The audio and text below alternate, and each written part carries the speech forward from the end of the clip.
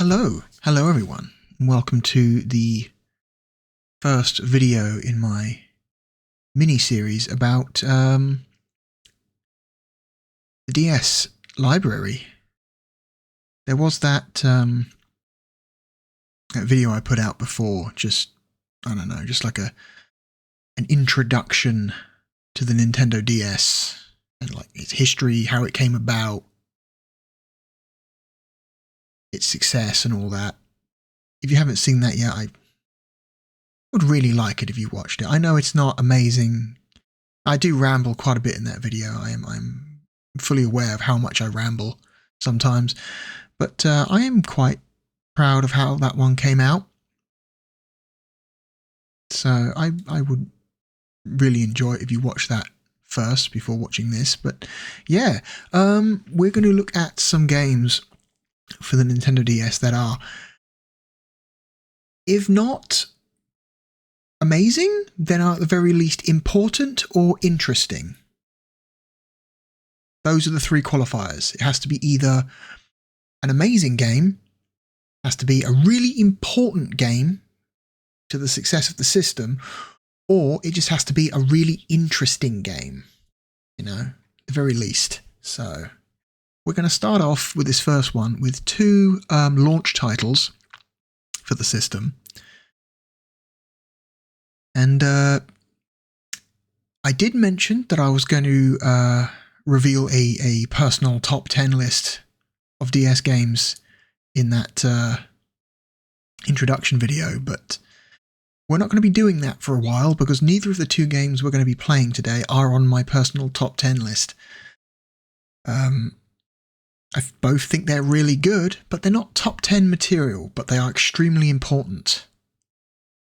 As you know, they are probably two of the most popular launch titles for this platform. So let's get into it. As you can see, I have a very stylish DS layout here. I've gone for a DS Lite instead of an original DS Fat, because frankly, it just gives you bigger screens. That's the thing.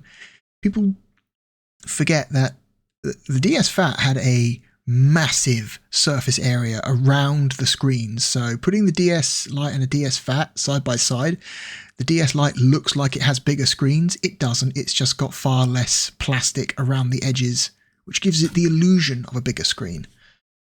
Anyway, let's open our first game, from which you can probably already tell what it's going to be from the box art. No, not that one. Whoops. This one.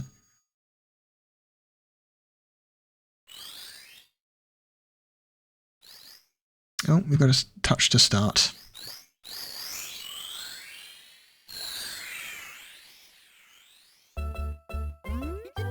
Mario.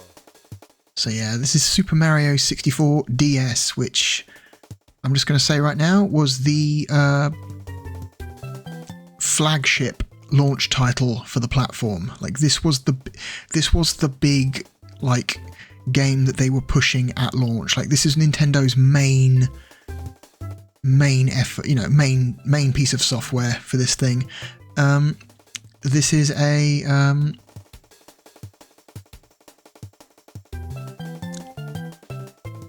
not really a port, more like an adaptation, I guess, because it's very different in many key ways to the original N64 game. It uses the N64 game as a base and then just adds a ton of shit on top of it. There's just a huge amount of extra stuff in this version of the game for the DS. So, like the N64 game, you can like mess around with Mario's face, but not really in the way that you expect. You're not really like messing around and manipulating a 3D model. Instead, we've got these weird like pencil lines.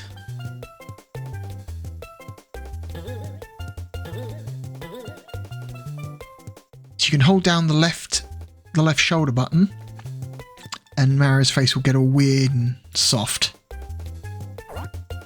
just start floating everywhere. And if you let go of the left shoulder button, just snaps together. Or you can hold down some of the face buttons. So you hold down the X button. That's Nintendo X to squeeze it. Hold down the Y button to spin it.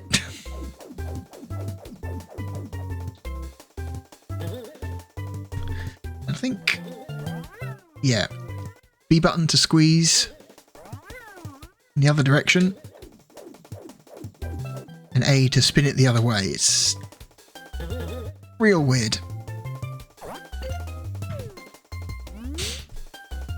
You can also mess with Yoshi's face if you want to. I don't know, that's new to this version. Yoshi was in the original version of Super Mario 64, but he was a character you didn't encounter until that game was like 100% complete. Like, you got all 120 stars, and that would unlock the cannon outside the castle, so you could shoot Mario up onto the roof of the castle and find Yoshi up there sleeping. So yeah.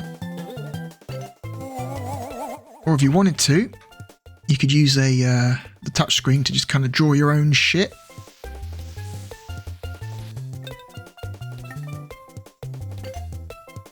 And then manipulate that if you wanted to. I don't know, it's like a weird little toy. Kind of would have preferred like a 3D model of Mario's head that you could stretch about, kind of like the N64 game, but oh well, this is kind of neat too, anyway. So let's go into main game. This is kind of a neat little file select screen. How many people knew you could do this? You can actually tap the screen around the buttons to like make the water ripple, and it will actually affect the position of the button. So if you just keep oh well, whoops, if you hammer on the water enough, the ripples will push the buttons away. To the castle, I've baked a cake for you. Yours truly, Princess Toadstool. Peach. What is interesting is that is not the original voice line from the N64 version of the game. They re-recorded that for this port.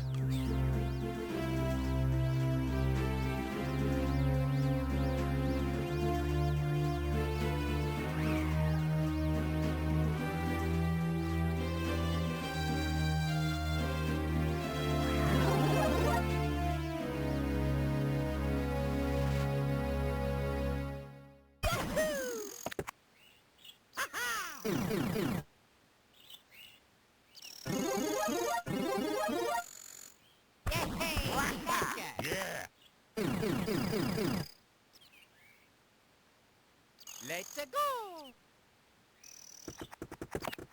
Oh yeah! Yo! Ah!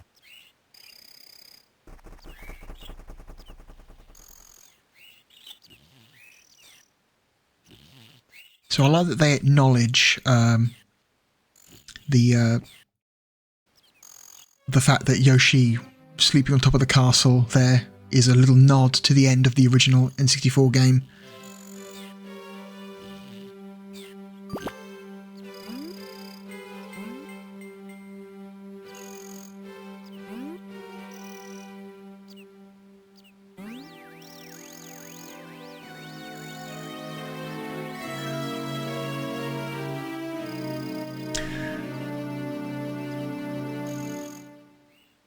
Yeah, so this is super weird. If you're really familiar with the N64 game, this is super weird. The game starts you off with a hard left turn. Like, oh, by the way, it starts off similar enough to the N64 game where, you know, Princess Peach, you got the letter from Princess Peach, and then Mario jumps out of a pipe, but then he's also joined by Luigi and Wario in this game. And then they just run off by themselves and disappear, and you actually start playing this game as Yoshi. Which is kind of nuts. Which is not at all. Like Yoshi, again, Yoshi was not a playable character at all. in the original N64 version. So, oh god, where to begin? So, okay, this game has received a ton of extra content, and like the story has been reworked, and graphically the game has been somewhat improved. There's some caveats there. So it's been upgraded in some ways, but downgraded in other ways. So let's talk about the upgrades first, shall we? So first of all, overall, this game has received a massive texture update. So I think most of the textures in the game have been tweaked or just replaced with slightly higher resolution versions of what was in the N64 version of the game. So a lot of stuff will just look a little bit sharper because there is just straight up more detail there to look at. The game runs at a better frame rate on the DS than it did on the N64. The N64 game runs at a locked 20 frames a second. The NTSC version does anyway. The PAL version runs a little bit slower than that. Something like 17 or something.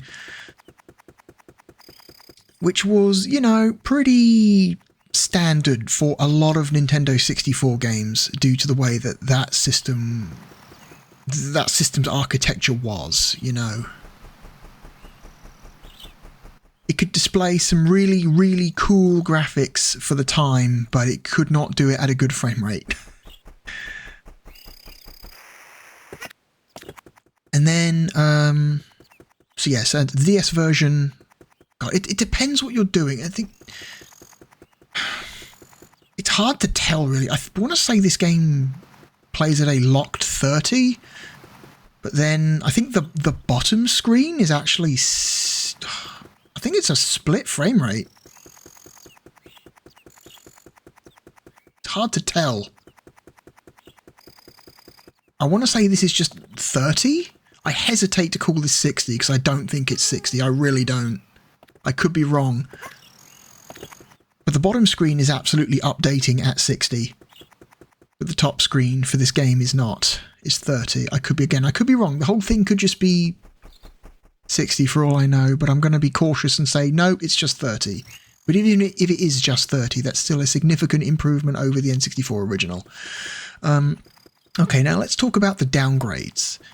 First of all, and most obvious, is the lack of texture filtering. The N64, one of the things Nintendo 64 was most... you know, at the time, the thing most people liked about N64 games was that thing had hardware texture filtering. You know, textures were filtered. They weren't all blocky and pixelated if the developers didn't want them to be. The original DS has no option for texture filtering, so at least no hardware option. I'm sure you could do it in software, but that would be a system hog.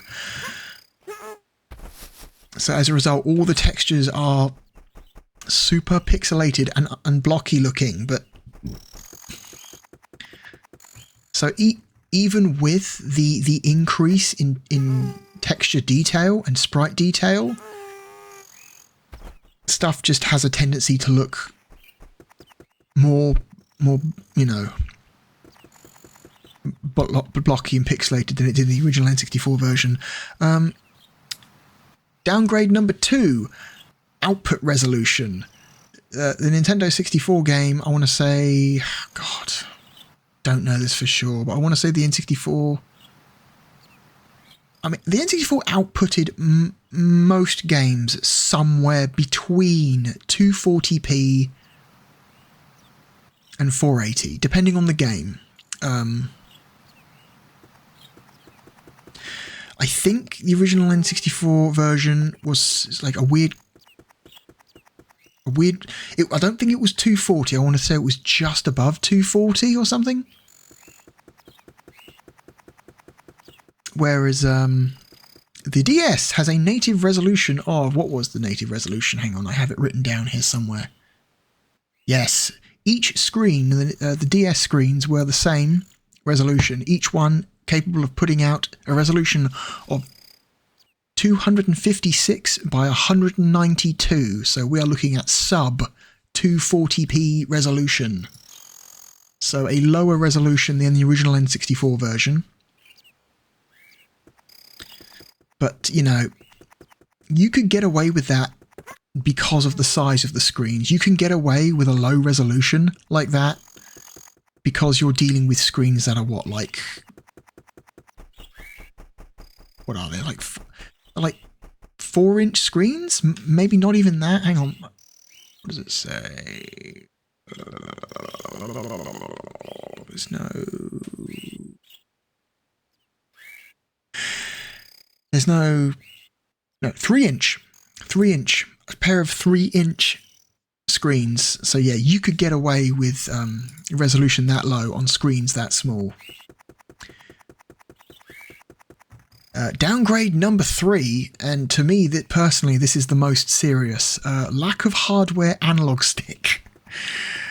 Super Mario 64 was the game that kind of introduced most people to the analog stick for the first time. The game was designed from scratch around the idea of having an analog stick. Like,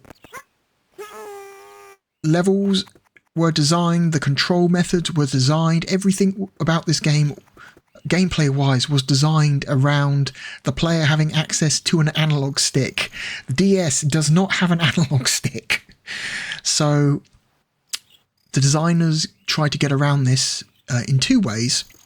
One is a purely button-based, so you can actually, if I was to just push on the D-pad itself, Yoshi will just, he will just have this kind of like fast walk. He will not run full speed. If I hold down the Y button, Yoshi will run at full speed. If I let go of the Y button, he'll just return to his fast walk. There are certain parts of this game that are only doable if you have access to full analog control, though. So if you need to do that, you can actually use the touchscreen. So if I tap on the touchscreen, you see a little circle appears, and that is your analog. So if I was to move the stylus very slightly outside the red circle, you will do the creep. And as I move it further away, you've got the slow creep, the fast creep, there's no like normal walk, to the fast walk, and then all the way to the blue where he does the full speed run. So there are parts of this game that are a lot easier if you have access to true analog movement, and this is intended to cater to that. But using this as the main method of movement is very awkward, as if you are right-handed, you are using your right hand to do this, and so you are not able to jump, because jump is exclusively on the face buttons. So if you wanted to use that movement method and jump, you would have to do that with your left hand, which feels super unnatural for right-handed people. Anyway, so 95% of the time while playing this game, you will just be using this weird D-pad plus button method. Anyway, let's get in the goddamn castle.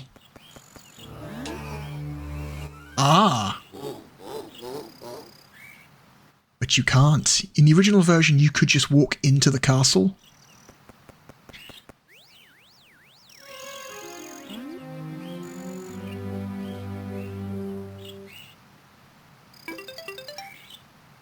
There we go. So you see the bottom screen has been updated with the location of the key.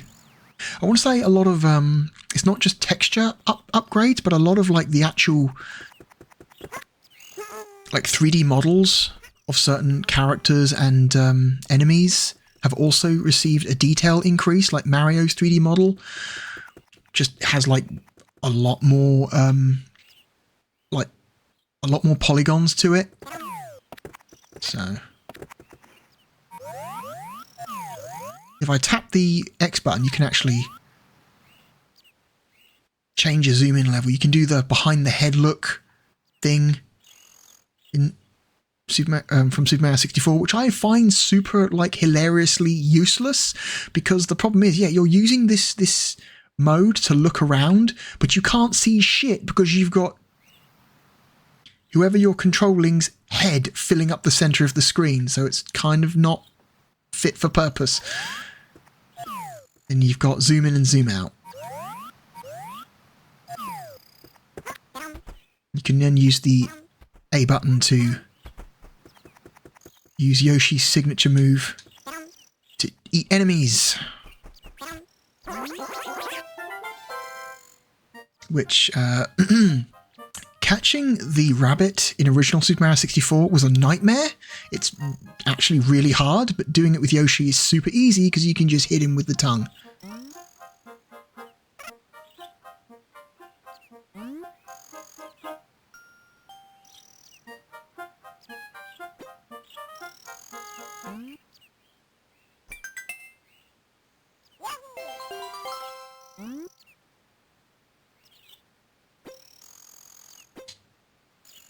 Sure. I'm just gonna find something out. Hang on a sec.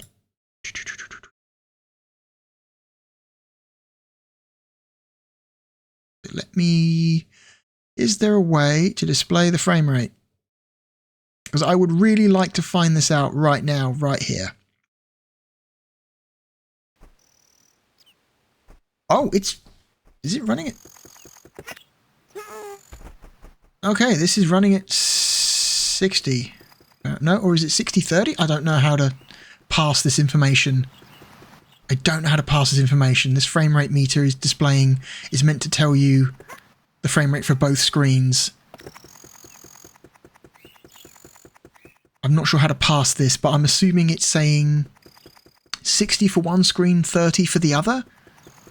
So I think what I said before is correct, where the top screen is running at 60, whereas the bottom screen, for this game, at least, the bottom screen is running at 60, the top screen is running at 30.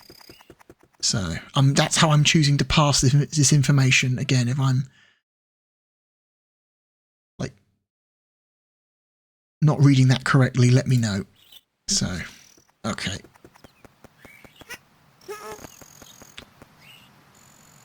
So, fun fact, you do not get to play as Mario for a while.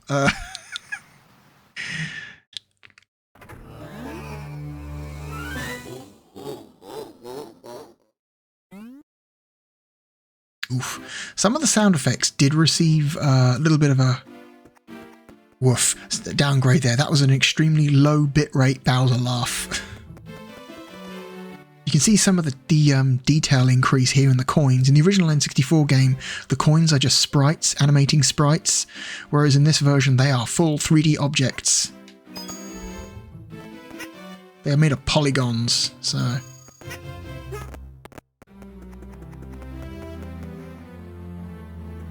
So,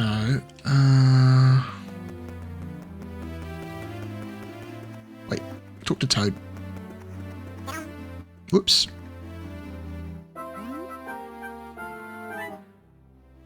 Toad has received an updated character model. He looks a lot better in this version of the game.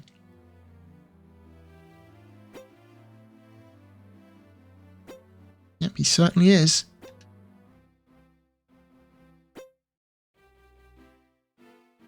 Wario doesn't seem like the sort of guy who would want to hang out with Mario and Luigi. I don't picture that dude wanting to hang out with those two. Wario seems like the sort of guy who enjoys his own company. You know what I mean? I think the only door we can go in right now is this one for Bob-omb Battlefield. Some of the art has also been updated as well. Like this art here for Bob-omb Battlefield. This picture is just straight up all new art. I think it's based on the original art, texture art from the original game, but it is a new like drawing of that. I wonder if it's because like Nintendo just did not have a higher resolution version of that piece of art anywhere, or they couldn't find it.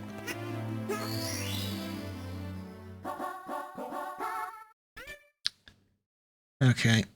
You do not have to touch Yoshi's face to start the level. You can just press down on the D-pad and then just press the A button. You don't actually have to use the touchscreen to do that.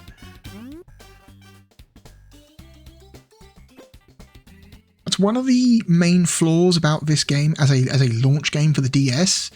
Most of the time, launch games should be like trying to highlight all like the capabilities of a device. So it's like games will be super like, you know, like, oh, this game is specifically designed to utilize every single possible like form of player input you can do.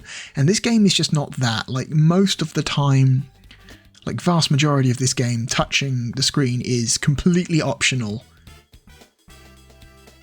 which doesn't strike me as a great launch game thing. You know, you want players to engage with the new hardware, right? You want them to like, okay, this is the thing that makes this platform unique. The touchscreen, like you want to design a game that forces players to do that.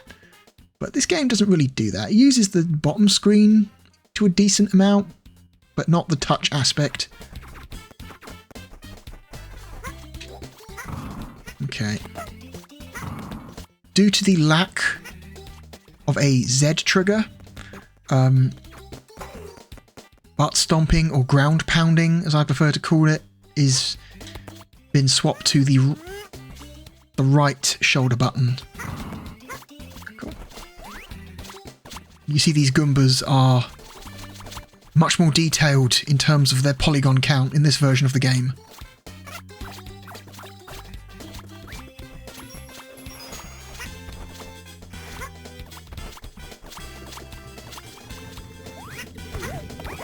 So yeah, like despite the lack of texture filtering and the lower resolution, the general like increase in like texture quality and like 3D model detail is actually quite nice.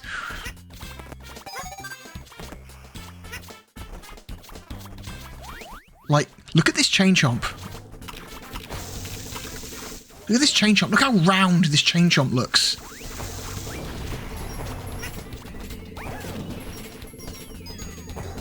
This chain chomp looks so round. Oh my god, he's so round.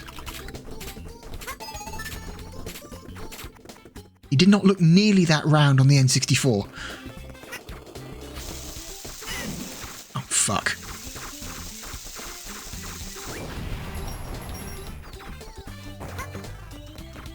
Alright. Let's do the thing. These cannonballs, though, are still sprites. Not everything got an upgrade to a full 3D model. These cannonballs are still just black circles. Which makes sense. That's a thing you can get away with.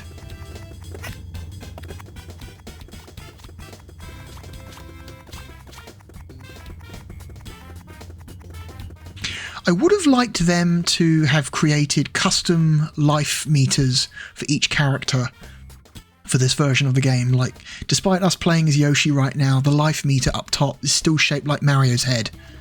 They should have created like different shaped life meters. I want to say they also got away. They also took out the exploit in this game, where if you're running low on health and there are no coins nearby, but there is a body of water, you can just straight up jump into the water and then surface to get a full health bar back.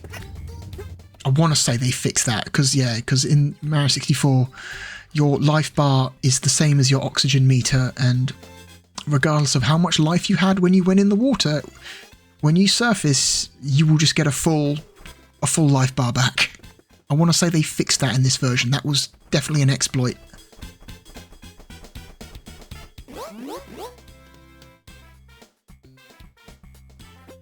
King Bob-omb looks great. He received a polygon upgrade. Also, he has like all new animations, which is kind of crazy. Changes this boss fight quite a bit. Like, look at this little like stance he does. That little sumo stomp. He didn't do that in the original version of the game. Oh, fuck. Okay, run away. Also, like this solution, like Yoshi's not strong enough to pick up King Bob-omb.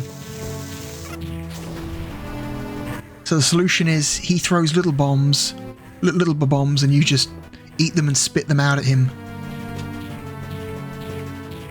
Come on, buddy. Do the thing. Fuck.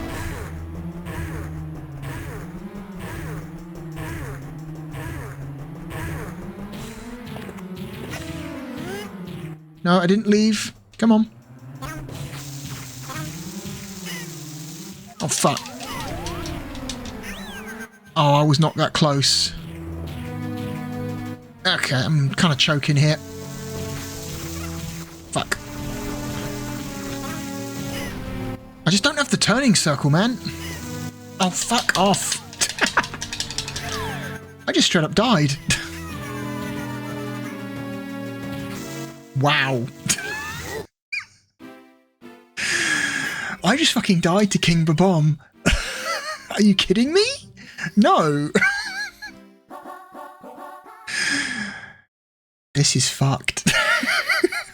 I haven't died to King Bob-omb in fucking years. I don't believe that. Fuck that bullshit.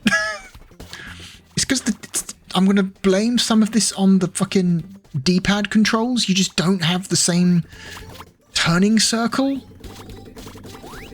as you do with an actual analog stick. Come on, do the thing.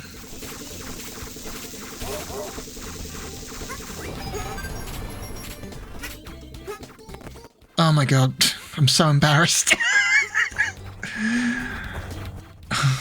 I'm so embarrassed, holy shit. Okay, we're gonna take the shortcut. We're gonna go this way. We're gonna go this way.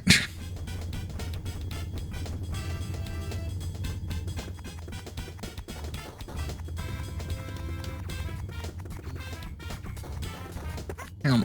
Secret warp. There we go. How many people knew about that? Probably quite a few, actually. That's not that secret. It's one of the most obvious secret warps in the game. Yeah, I know. Let's try this again. Come on.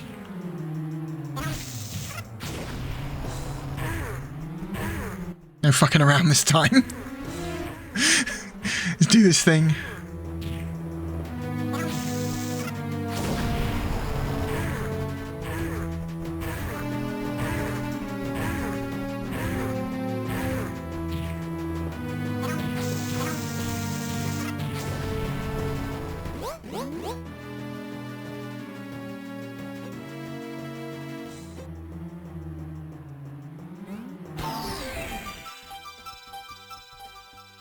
Cool. Ugh. When you're not messing about, that boss is actually way easier as Yoshi, because again, the ability to just eat bombs and spit them at him makes an already extremely easy boss fight that much more easy. When you don't completely choke and die to one of the easiest bosses in the game.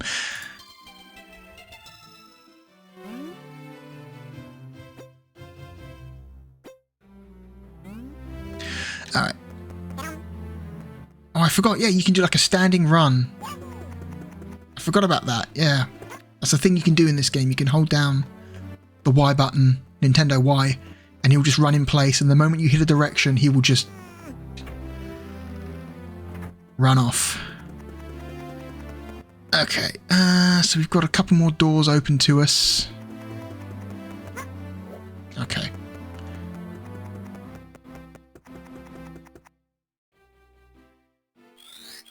Let's do the thing.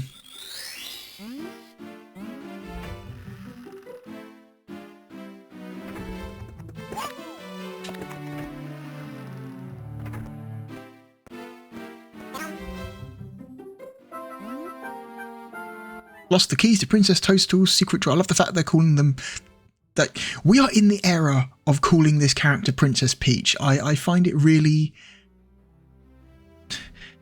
I'm really happy that they decided to keep the term Princess Toadstool, like, from the original N64 game, and brought that forward into the DS port, even though by 2005, Princess Peach was very much the canon name for the character.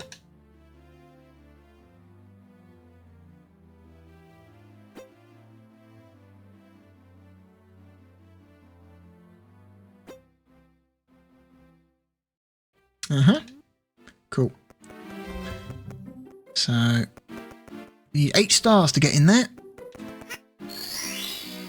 So this is an all-new level. This is a new one added to this version of the game. This is not in the original N64 version.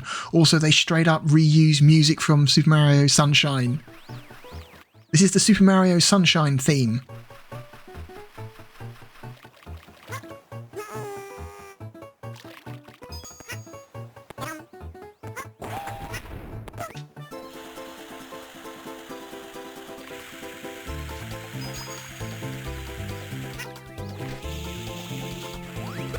Fuck you! Get fucked!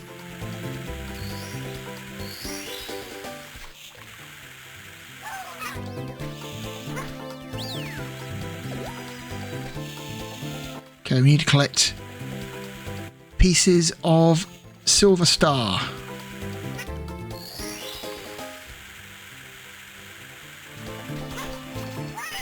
Oh. Looks like the magic Koopa shell is not enough to kill the piranha plant. Oh well.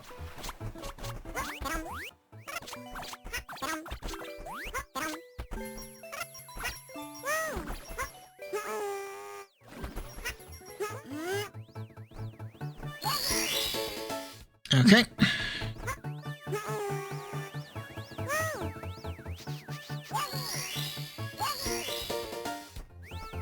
One more piece.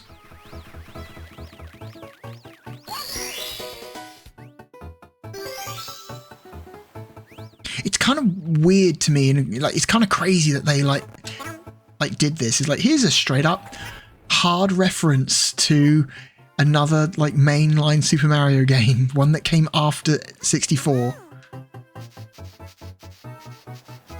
It's not a big level, it's kind of small actually, but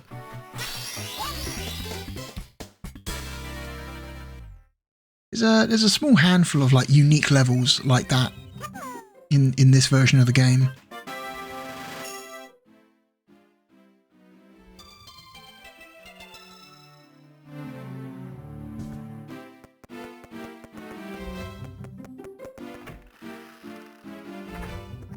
Part of me wants to see somebody like mod in all the extra content from DS back into the N64 version of the game. I'm sure somebody out there may have already done that.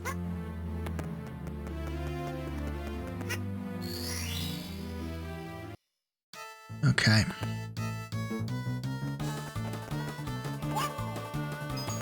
Okay, let's get this done.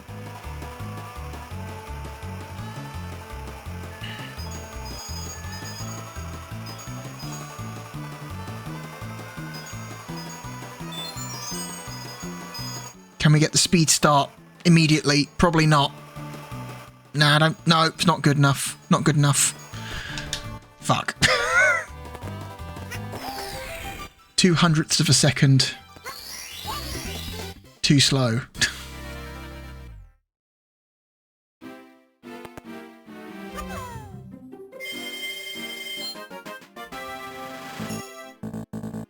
Okay, yeah, the save function requires use of the touchscreen. You can't just use the D-pad to go down and select an option. You have to fucking use the touchscreen to do that, which is annoying because they let you do it with the stage select. Why not let you do it with the save screen? Where is Mario? Does Yoshi have to save him too? In any case, the adventure continues.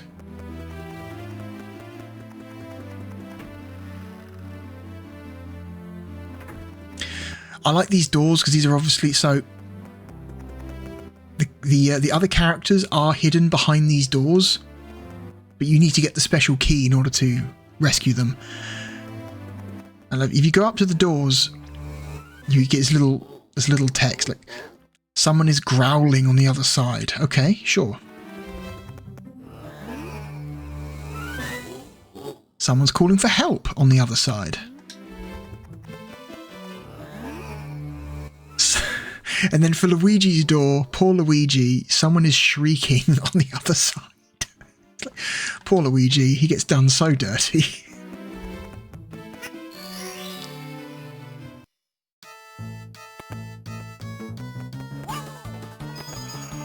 Okay, let's do this fast now. Come on now, that's it. Stick to the walls. Stick as close as possible to the edge as you can. Have the guts to stay to the edge.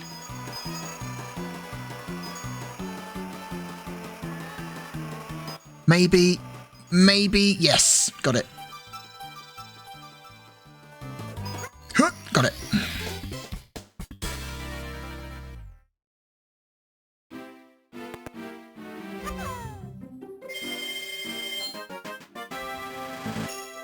Oh my god.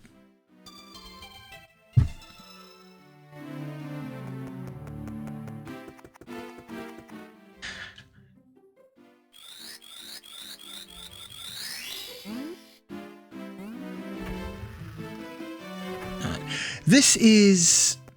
See, they didn't change the artwork for this one. This is the original artwork, I believe, from the N64 version. So some of the paintings artwork has been updated for this version, but some haven't. It's very strange. This is actually my favourite level in the game, this one. But we're not going to go there right now. We're going to go up here instead.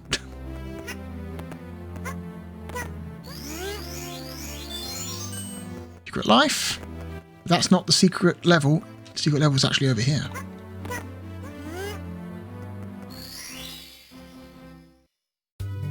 So we're in the giant fish tank. Some of the music has also been updated slightly. It's been remixed.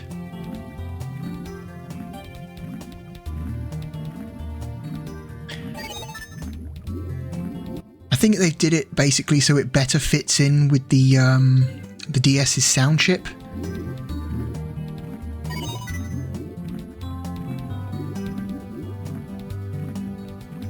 So the music just has a very slightly different flavour to it because it's coming. Because the source of the MIDI is coming from a different kind of sound chip. And in order to save space on the DS game card, all the music is MIDI. None of at least as far as I know, very little of it is pre-recorded.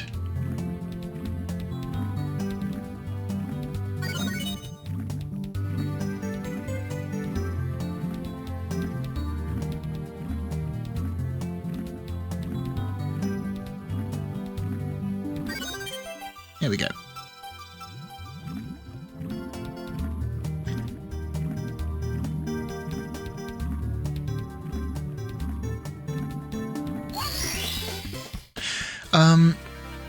Some of the harder stars in this game have been nerfed.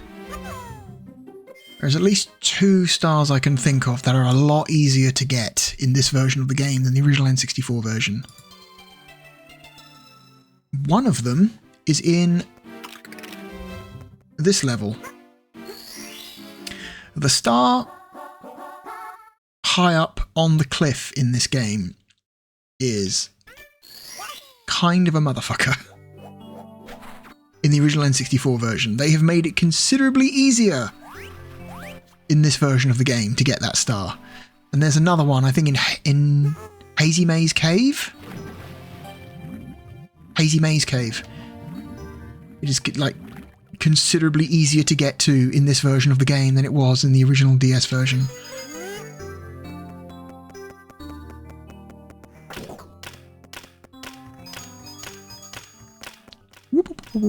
Don't even need to do this really, I'm just doing it for the hell of it. I love this level. I love, like, this was like extremely, like, scary. This level was scary for me when I played this. Like, this was, like, a terrifying level to me. Like, I find a lot of the concept of, like, deep water in video games to be inherently terrifying. And so this was like one of the first 3D games I ever played that had like a big explorable, like deep section of water. Like you were in like serious danger of drowning in this game if you didn't like pay attention and you were diving deep. Also, something else they changed in this version of the game, it is way easier to get this fucking eel to come out of his hole. The original N64 version, getting the eel to get the fuck out of this hole is a nightmare sometimes. Sometimes the game just doesn't want to do it. I think the scripting breaks or something. You swim right up to him.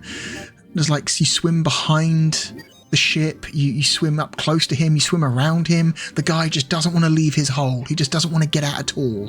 I'll pick up that hat later. I'll show you what that hat does in a minute, but yeah.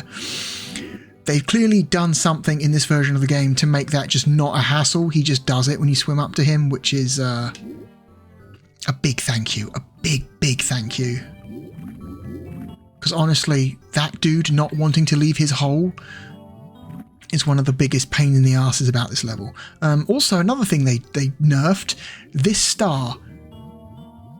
In the original N64 version of the game, there are 4 chests and you have to open them in a correct order. If you don't open them in the correct order, you get shocked and you lose life, and you have to start from scratch. In this version, you only have to open 1 chest. And that's all you need to do to make the water level drop. I guess Nintendo must have thought, like, the player is under enough stress. It's very possible that when the player enters the boat, they're, like, running out of air. So to suddenly impose on them this fucking box puzzle that could then damage them further and make them drown would be annoying. So I guess they just made that easier and less annoying. Because it can be super annoying if you finally manage to coax the goddamn eel out of his hole, only to die because you failed to... Oh my god. Why won't he flutter jump? Okay. Because I've died to that before. You know, you get in here and you've got like 4 or less slivers of like air left on your life bar.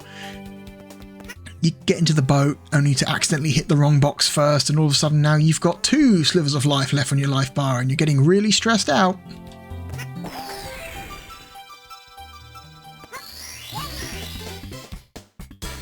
So I suppose that's one of the more forgivable nerfs in terms of difficulty.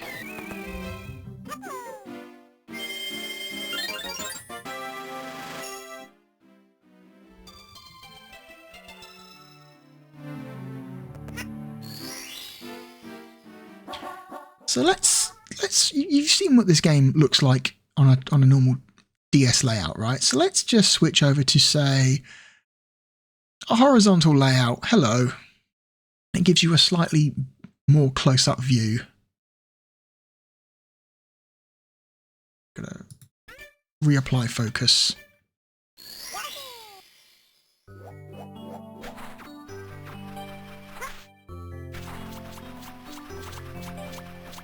So, star number 2. Can the eel come out to play? But we're not going to do that. We're going to go and get another star.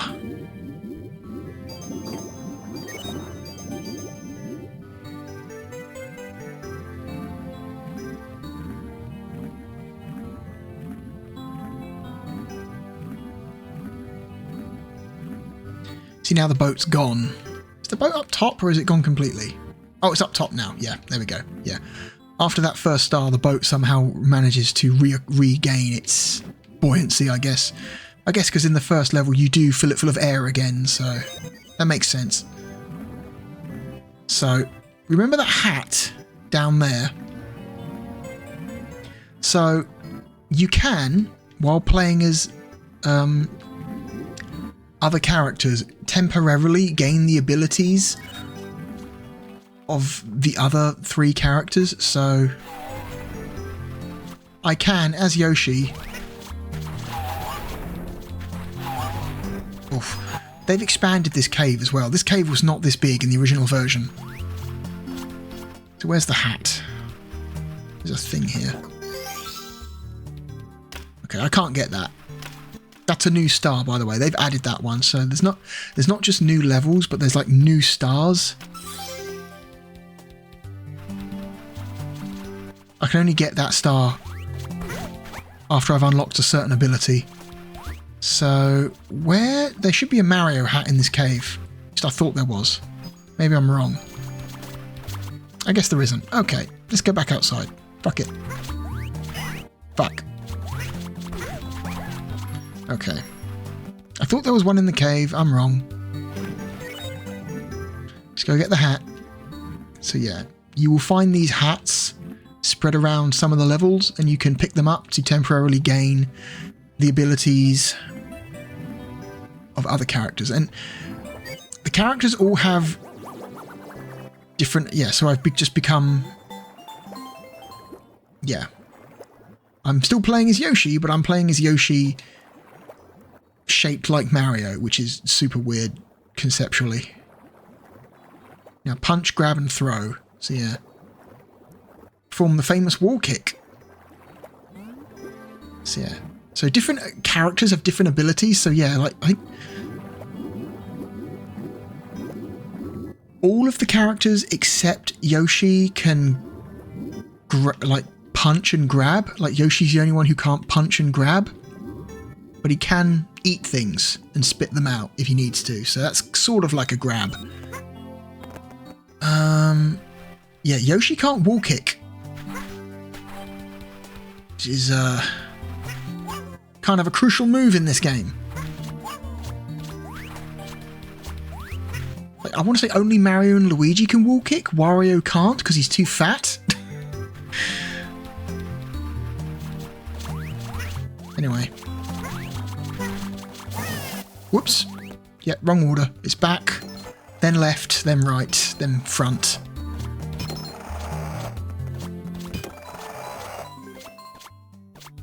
So yeah, this exact same puzzle was in the originally in the N64 version inside the ship.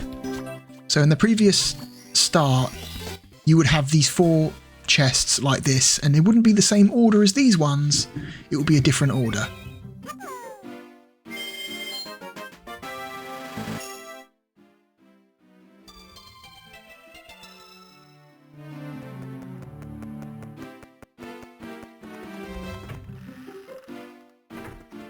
Let's do a different level. Let's go over here.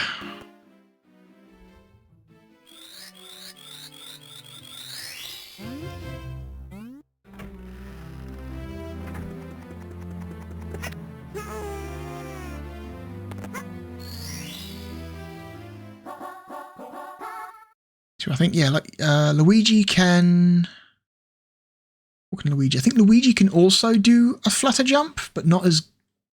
It's not as powerful as Yoshi's flutter jump, I think. It's been a while. And Wario is just like super strong. He can punch certain blocks that other characters can't. I love that they were getting like play-by-play commentary from Lakutu, who's actually, you know, like the original game, Lakutu is the one controlling the camera, technically, so we are getting... This is Lakutu who is talking to us, like he's a wildlife, like, photographer or something, you know. So, yeah, this is... Yeah, this is the only mechanic in the game that requires you to sneak, and it's these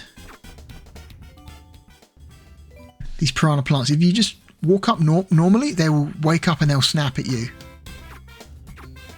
But if you use this weird analog movement method to creep,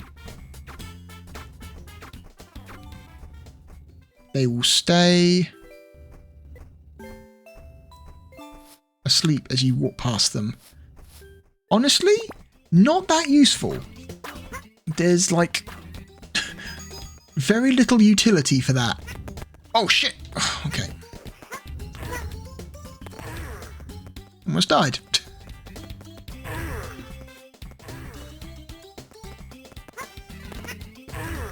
Like how they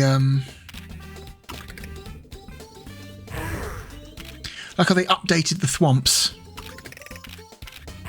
to have the spiky edges to them, because the original N64 versions, they were just blue cubes with a face on it. They have way more detail in this version now. Like maybe you could say, oh, you've got to crawl past this piranha plant, but you really don't. You can just run past him.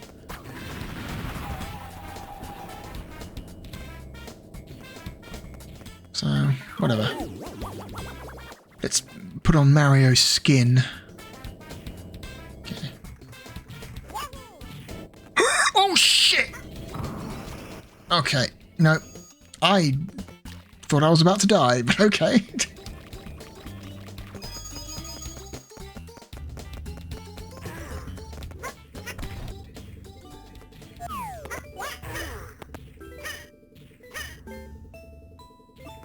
Anyway, you don't even have to do this. You can actually, if you're good enough, you can actually just long jump over there. But I don't trust myself to not choke, so fuck. You see what I mean?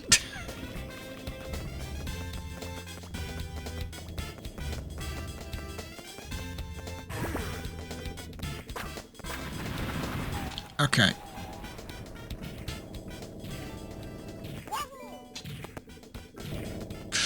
Okay.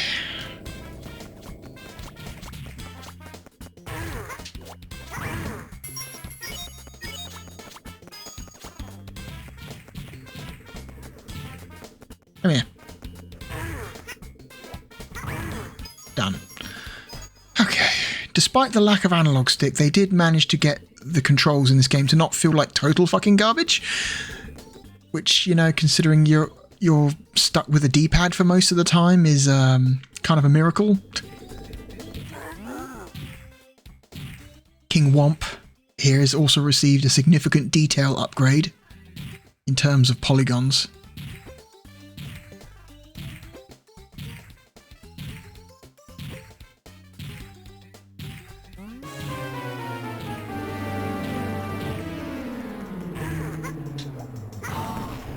Aha! Alright. Let's do the do with this boss. Huh?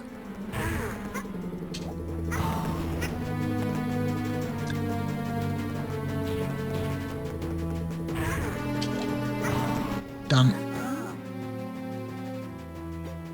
I won't grovel. He just fucking explodes. That's hardcore. Like, I didn't kill him. He killed himself. He was still alive.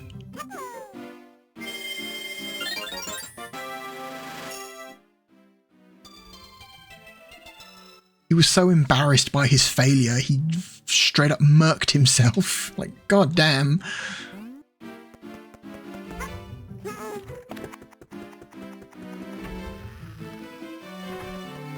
Okay, can we get in that back room? We have 8 stars now.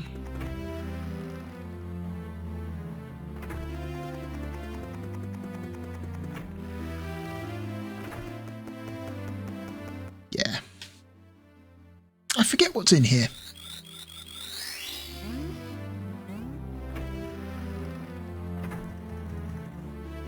Ah, okay, yeah, now we're gonna...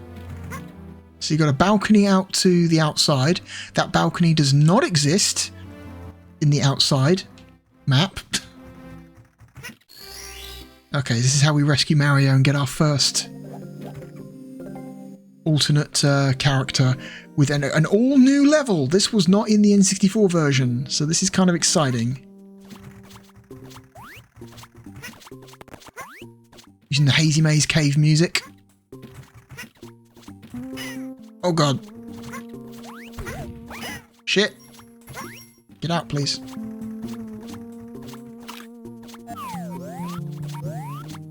It's a black block. I can't do anything with that.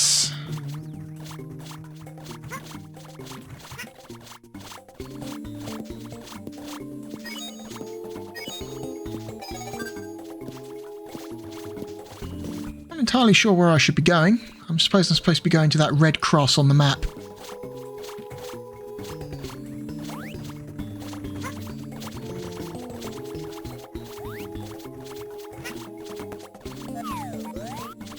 Where is it? Okay, climb that pole.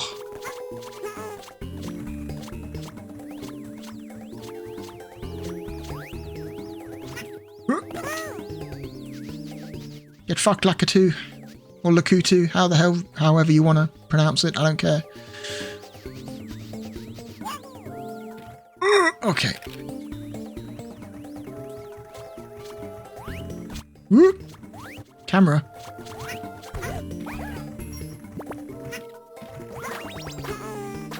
Yeah. All new boss. King Goomba.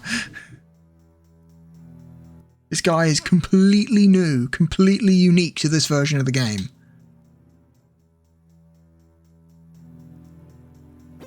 I locked him up in a room. I bet he's crying like a baby. No, but Luigi is.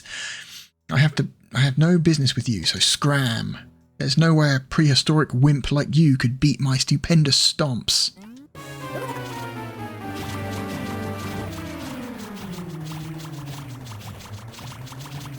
Okay, this is like a pandemonium boss. Like, this is straight up. This feels like a straight up like 2.5D era pandemonium boss. Like, it's got that kind of vibe to it.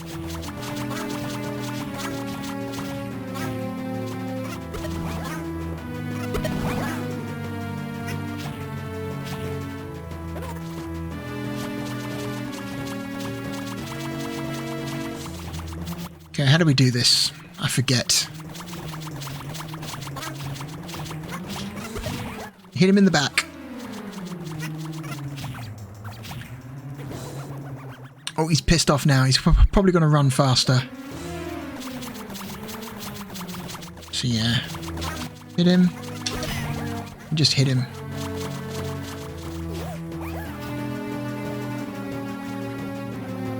Continues to gain more and more red.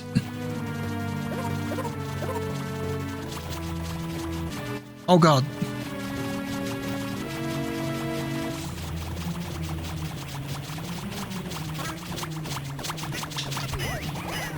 Did I get him? I did.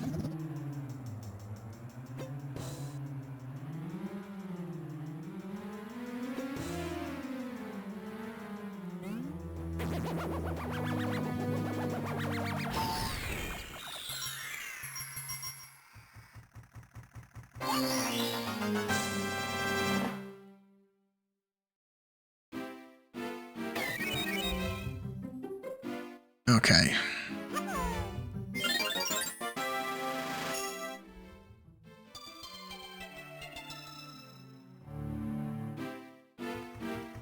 So now we have this key. We can just straight up go out here and just release Mario.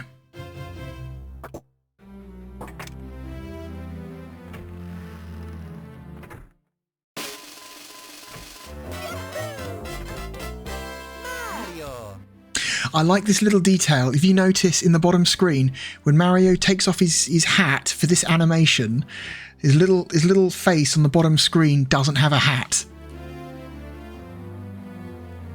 And when he puts it back on, it will the little Mario head sprite will regain its hat. The tiny little detail there, but they acknowledge, and it's super fun. It's like, oh, that's a really like weird detail that they put there. See, and it's got its hat back on. What a weird little detail to account for. Like, what? What is this? Still don't know what this is. Everything is quiet on the other side.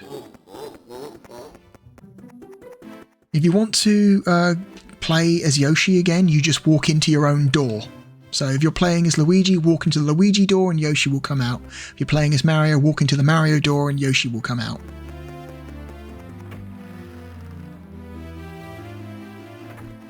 Alright, let's see if we can get to Bowser. I forget, is it 12 we need for this? 12, yeah.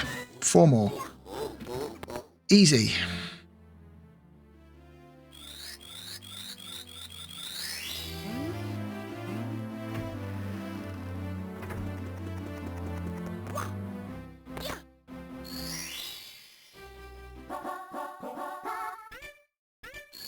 Let's go.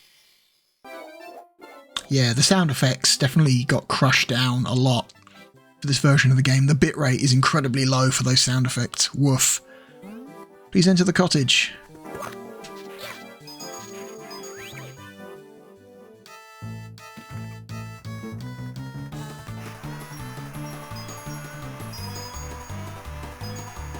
Oh god!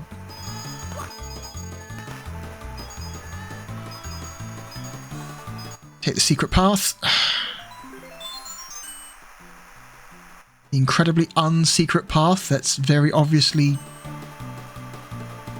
like signed, like road signed with that line of coins.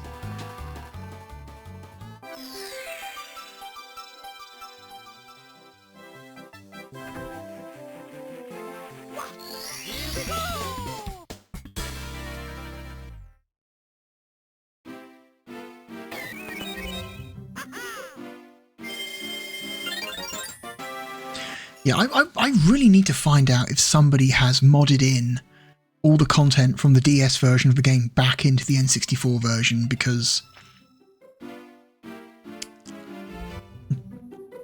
I kind of just want to play this content with a real analog stick and not have to do this weird fucking D-pad plus button or like touchscreen analog method that is frankly not as good. Hang on, let's do another one. Do one more. Little penguin lost. Okay. This is a start where at the bottom of the map is a mother penguin missing her children, but across the map there are like 5 different penguin chicks, and the correct one is the one at the top. The one that is furthest away from the adult penguin is the correct one. Okay, it's good. It's fine.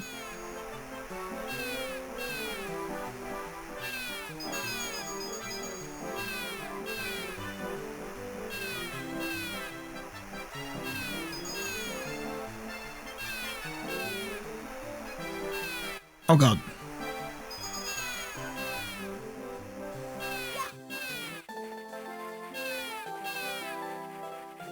Can you not? Oh, can you not run while carrying the penguin? That's messed up. You could run in the original version. Oh, okay, okay. Fuck. Stop sliding, you shit.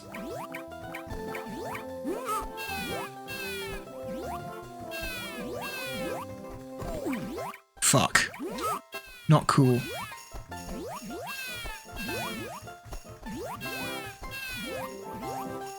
Hang on. Detour.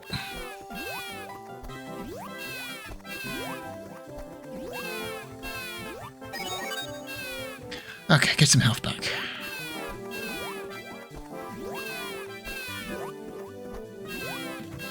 Huh?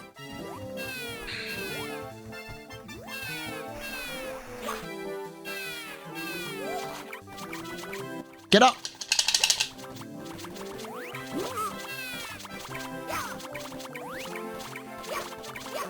Oh my god, grab the fucking penguin.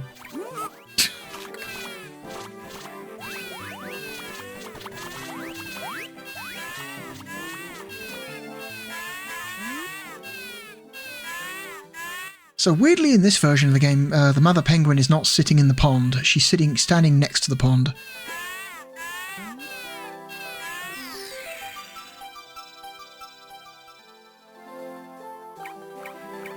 So, one of the funny things is, if you were to bring her one of the other penguin chicks in the level, she will just say, like, oh my god, like, this is not my child. Where did you find this baby penguin? This is not my child. This baby penguin best stay with me for now until we can locate their real parents. And it's like, oh, okay. Mario just picked up some other kid off the street. Okay, let's try a different level. Let's go back to Bob-omb Battlefield. Let's get 12 stars and then we'll move on. 12 stars, beat Bowser and move on. Oh, Footrace with Koopa the Quick. This cunt. Looking good with your polygon update compared to the N64 version.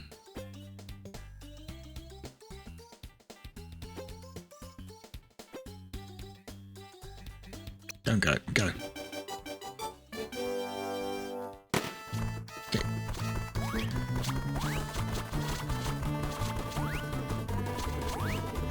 So yeah. Not a hard race. Never was. Go! As long as you don't fuck up too much, you're perfectly safe. Would have been a nice detail for them to add Koopa the Quick's an icon for Koopa the Quick on the map, so at least you know how far behind you he is. Or just so you know, if you use any of like the secret warps to get to the top of the mountain, fuck me. Secret warp to get to the top of the mountain faster, he will know, and you will not get the star. At least that's how it was in the N64 version, I believe. Oh, he's right. Fucking. See, like, I was that far behind him, and I'm already catching up. Oh shit!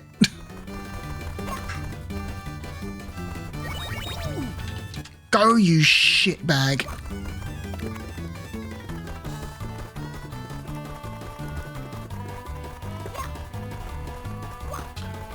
Oh my god, don't you dare.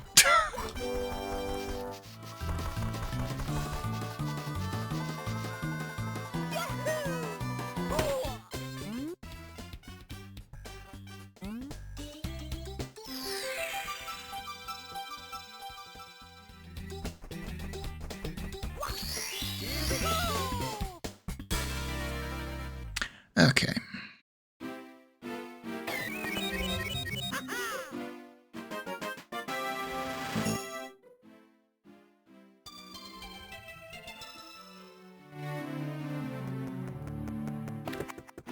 So let's go back to Thwomp's Fortress.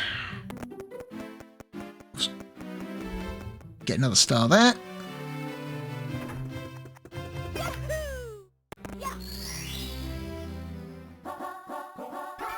Top of the fortress. Top of the fortress to you. Is the owl here yet? No? Owl is not around yet. One of the levels there's an owl in that tree. He hasn't arrived yet. Okay. Literally do the same thing we did before, except now instead of a boss, there's another platforming challenge.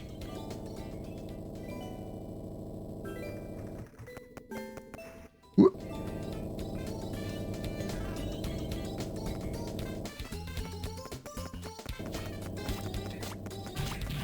Gonna ignore you.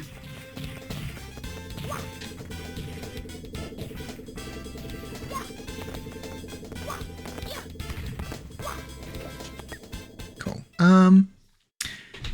Just one moment. I will be right back. Okay, I'm back. Sorry about that. Oh, come on now. Don't do this to me. Here we go.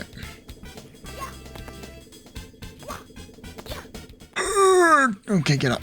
Again, lack of analog stick really hurts this.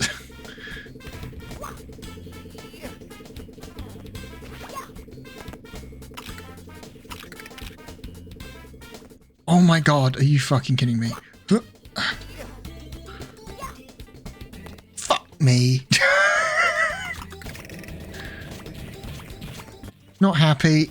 Not a happy boy. Yeah, it's little platforming challenges like this that make the lack of an analog stick really hurt.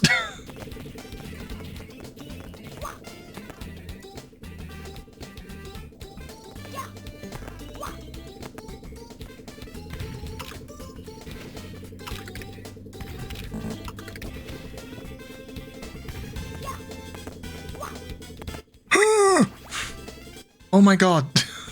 This fucking plank, I swear.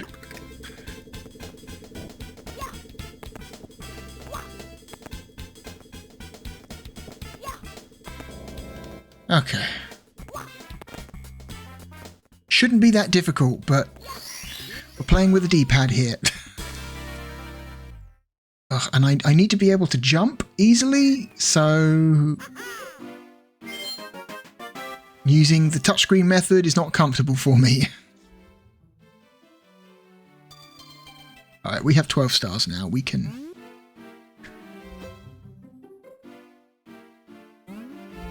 Okay.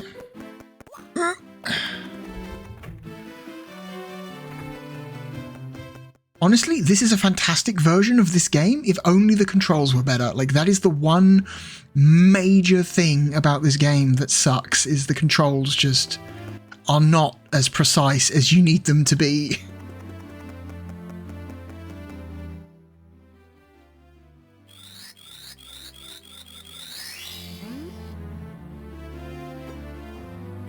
Now anyone can enter the door, not just Mario.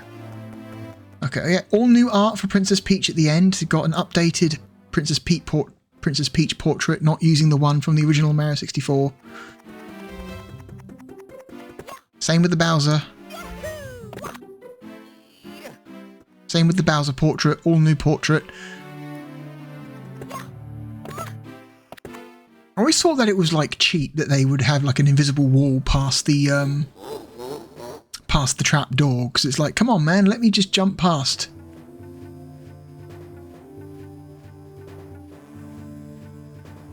Like, it's literally the only way to go, Bowser.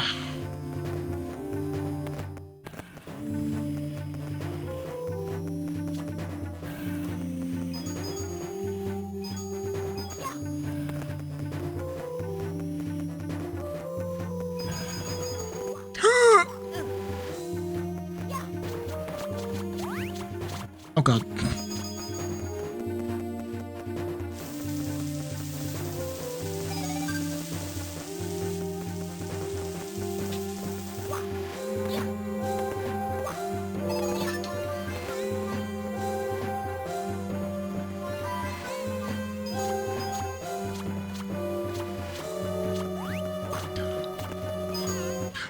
Oh god, no. Okay. Okay.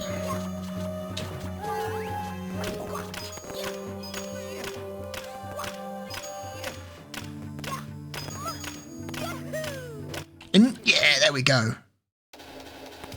That's what I like to see. Bowser has received a significant visual upgrade from the original N64 version. Like, he actually looks like how Bowser's supposed to look. If you go back and look at the Bowser model from the N64 version, he looks super weird. He doesn't look right. I guess that was like the first ever polygonal, actual real-time polygonal model of Bowser ever put into a game, so I guess it kind of makes sense that he would look super weird, right? But yeah, they've definitely given him his 2000s era like shape and style here.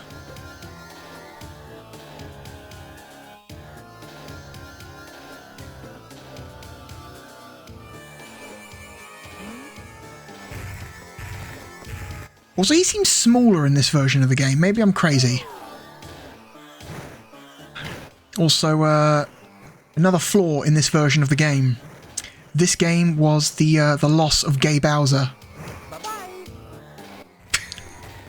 So in the original version of Super Mario 64, when in a boss fight against Bowser, and you grab him and throw him, this is what Charles Martinet, the voice actor of Mario, says. But apparently the line is, "So long, King Bowser."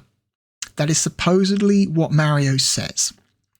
But apparently, due to the immense level of audio compression applied to the voice sample in that original version of the game. It sounds like he's saying "so long, gay Bowser." That's apparently the claims of Charles Martinet, the guy who read the line. He claims it's meant to be "so long, King Bowser," but due to compression methods used on the audio, it does not sound like that. But it's one of those weird, like, imperfections in the game that people have, like, grown to love over the years. That when Nintendo took it out for this version of the game and replaced it with a simple bye-bye, like, people were bummed out. People were very sad.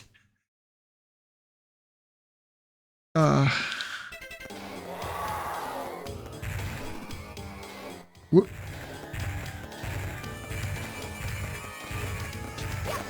Oh my god.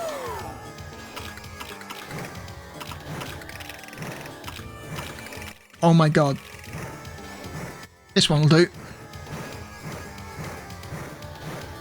Bye-bye. Oh! I hit a different one. That's fine.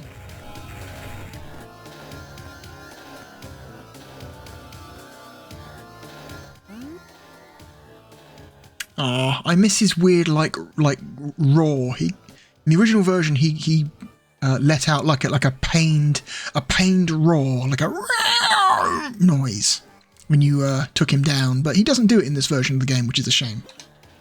Oh, and that bye-bye sound effect was retroactively added back into the N64 version of the game for like modern re-releases of that version. So the version that comes with Super Mario 3D collection. I forget what it was called. The collection of like 3D Mario games for the Switch. The one that comes with 64, Sunshine, and the first Galaxy.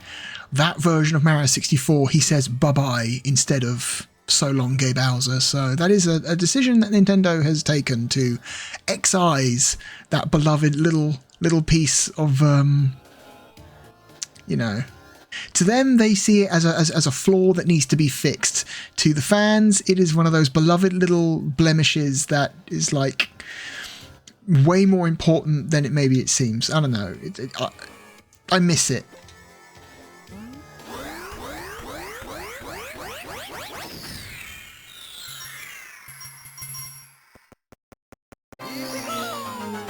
Maybe this does run at 60.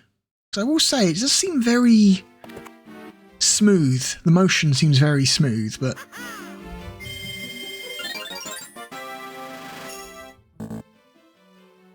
I don't really know. This Nintendo DS that I'm playing this game on doesn't do a very good job of presenting that information in an easy to understand way. So I'm going to continue to assume that the top screen is running at 30 and the bottom map screen is running at 60. Anyway, that's enough of Mario 64 DS. It is a good version of Mario 64, an imperfect version, shall we say. Mainly thanks to the controls, but you know, you can play it, it's playable, you can do that. It's a doable thing.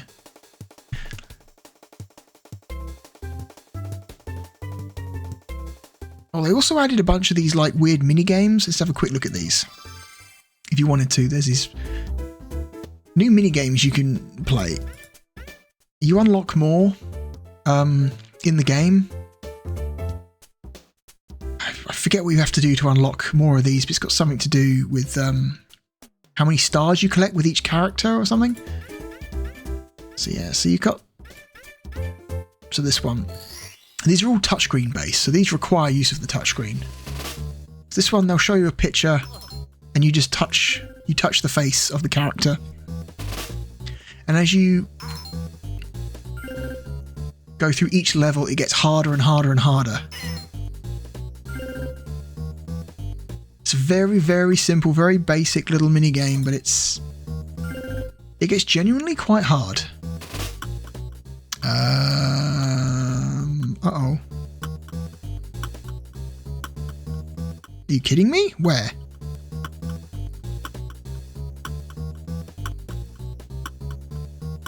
Uh-oh. Uh-oh, there he is. He's kind of blending in with the Yoshis. But that's the point, really. Yoshi, okay. There. And each time you get one right, you get 5 seconds added to the timer. Oh, fuck me. Where is Luigi? Luigi can be hidden, horribly hidden. No, that's not him. He's up there. Fuck. It can get really difficult to try and spot these characters.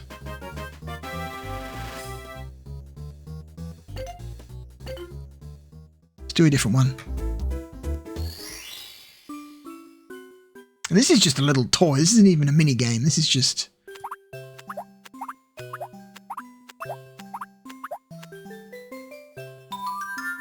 That's it. You just pull the petals off the flower. And occasionally, when you do it, it says loves me. Occasionally when you do it, loves me not. I love the little face of the flower. I love how they also made it. It's the flower from Yoshi's Island. Or at least a version of that flower from Yoshi's Island. It's not even a game. That's just... Oh, cool. It's one of these.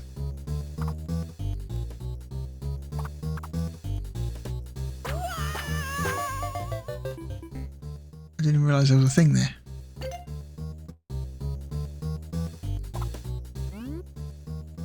Guide Mario down the slides to the star. You draw lines on the touchscreen to create new routes for him. Collect 5 stars to move on to a stage. Okay, so you've actually got to draw the lines. Okay.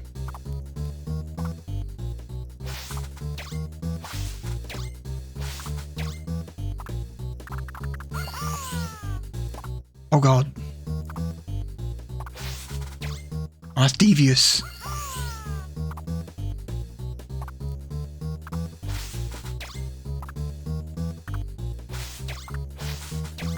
Oh god. Nope. Oh. That's fucked. That's fucked up.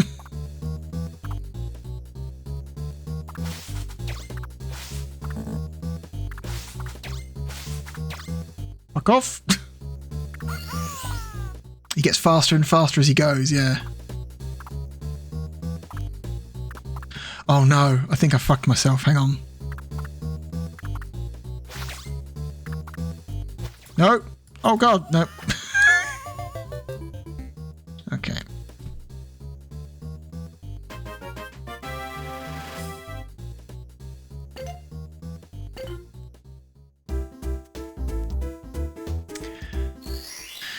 So there's this one.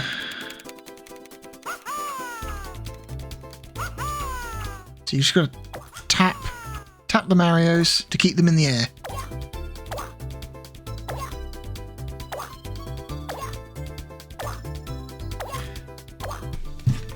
And actually, this is actually a lot easier to play in vertical mode. So if I do this, you can actually see, because the DS treats the gap between the screens differently depending on the game. Some games treat it as if it's not there at all, and as soon as something begins to disappear off the bottom of the top screen, it begins to appear at the top of the bottom screen. You know what I mean?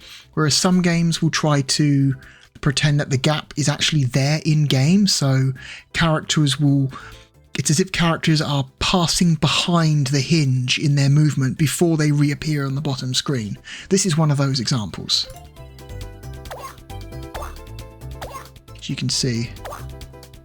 It's not a perfect recreation.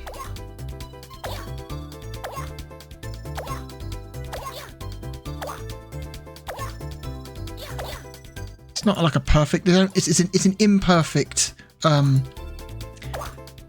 effect. Other games do a much more like effective job at, you know, representing the distance between the two screens. This one, they're treating it just a little bit too thin. And it would not be better with a launch DS because I believe the gap between the screens on a launch DS is actually a little bit wider than a DS Lite. So this effect would be even worse with a DS Fat.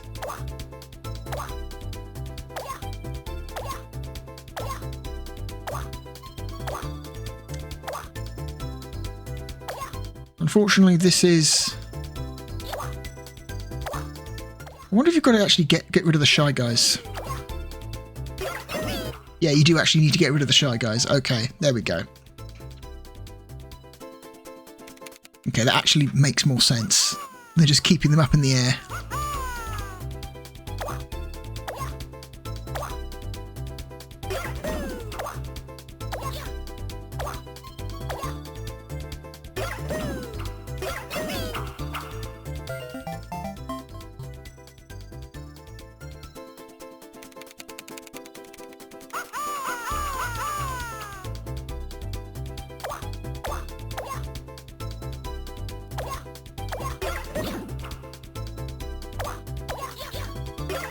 Okay. Oh god, we lost one. Oh no, we lost one. Anyway, that will be enough of that one. And then you get these like card games, Luigi card games. Just simple pairs.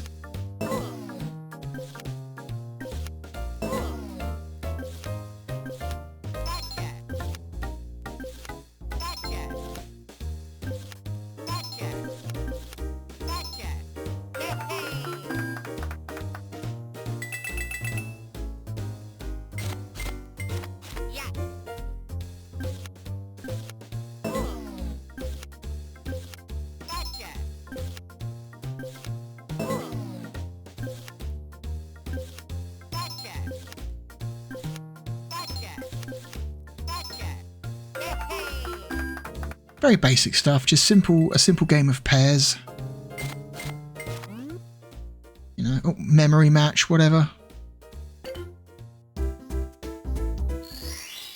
Different variations of it.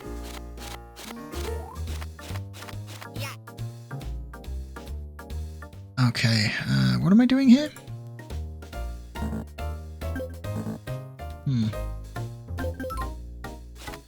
Okay, yeah, and he keeps adding cards to the bottom, so you've got to keep the combo going. So you've got to be choosy about which cards you match.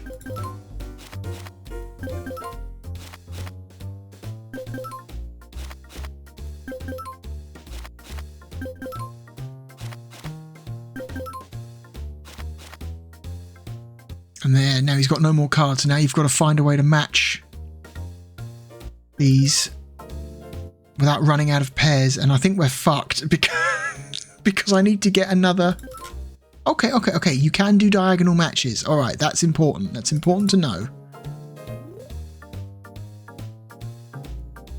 Oh god.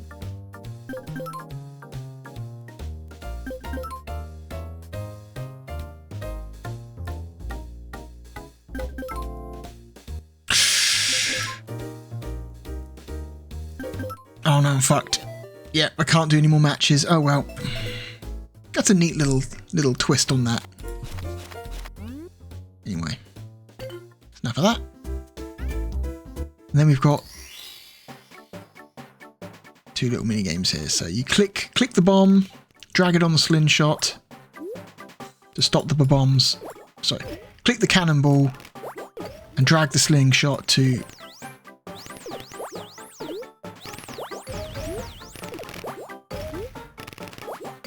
stop the bombs from coming down. Oh shit. Oh fuck. Oh fuck.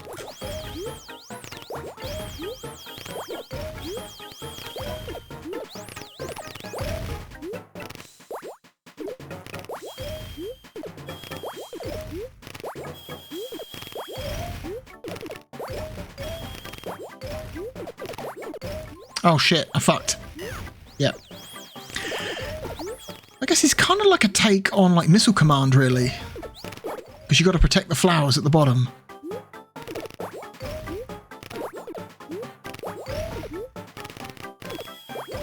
And again, it's using the gap between the screens. Not super accurately, but it's... you can just drag the ball behind any bob-ombs that get low to just guaranteed kill them.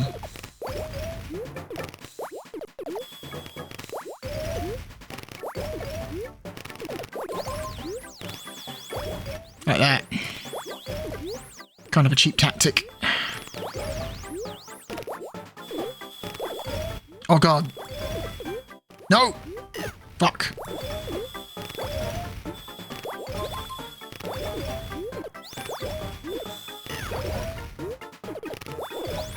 It does get pretty nuts.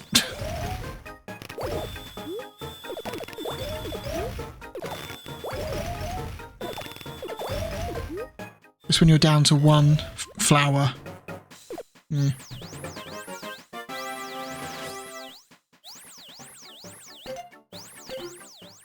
Okay. Last one. Oh, you got to roll the ball. Yeah.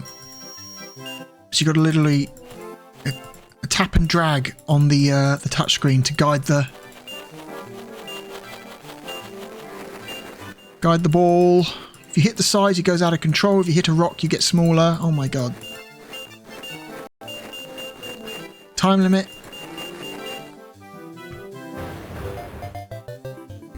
Try that again.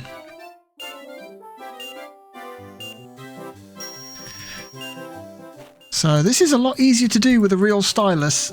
That's the thing. A lot of these methods we're using to play touchscreen DS games don't work super well with a mouse, shall we say. This is a lot easier to play with a real stylus than... Nah, see, yeah. You can't afford to actually make any mistakes, otherwise you just won't make it. Okay. Anyway. That's enough of that. So yeah, that's Super Mario 64 DS. Let's move on to the second game of this video. And this is a game that I unlike Super Mario 64 DS, I still own my copy of. Because I think I mentioned before that I've sold off a significant amount of my handheld library. And Super Mario 64 DS was one of my titles that I did, in fact, sell off. But this next one, I kept hold of, because it is an artifact from time, shall we say.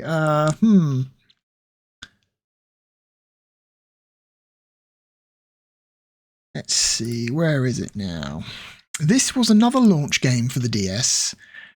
This is a wonderful little game that I adore. One of the better launch titles. This is probably the third or fourth best launch game for the DS. Where has it gone? Where are you? This is meant to be in alphabetical order, for God's sake. Oh no, I know where I put it. I know where I put it. So this game came out in different territories under different names. The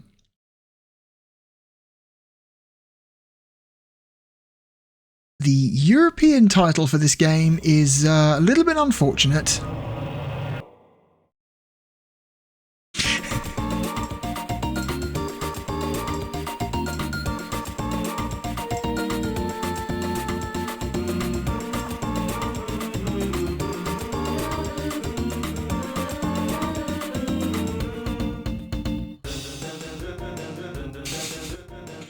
This is Project Rub.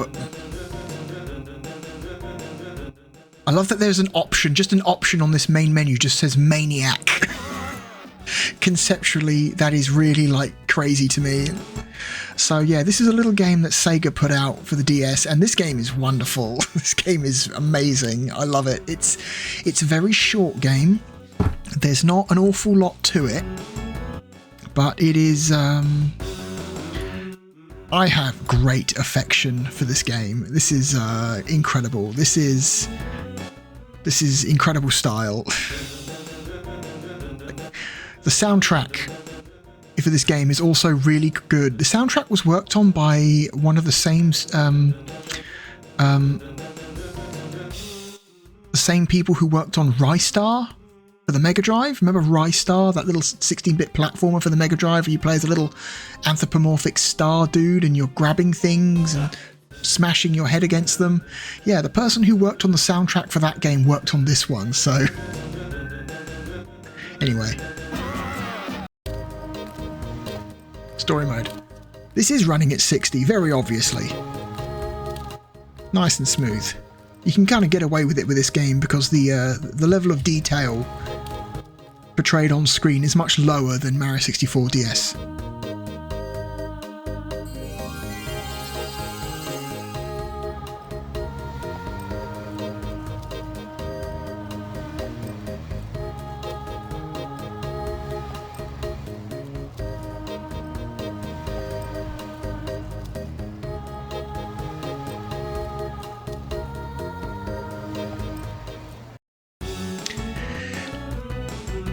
So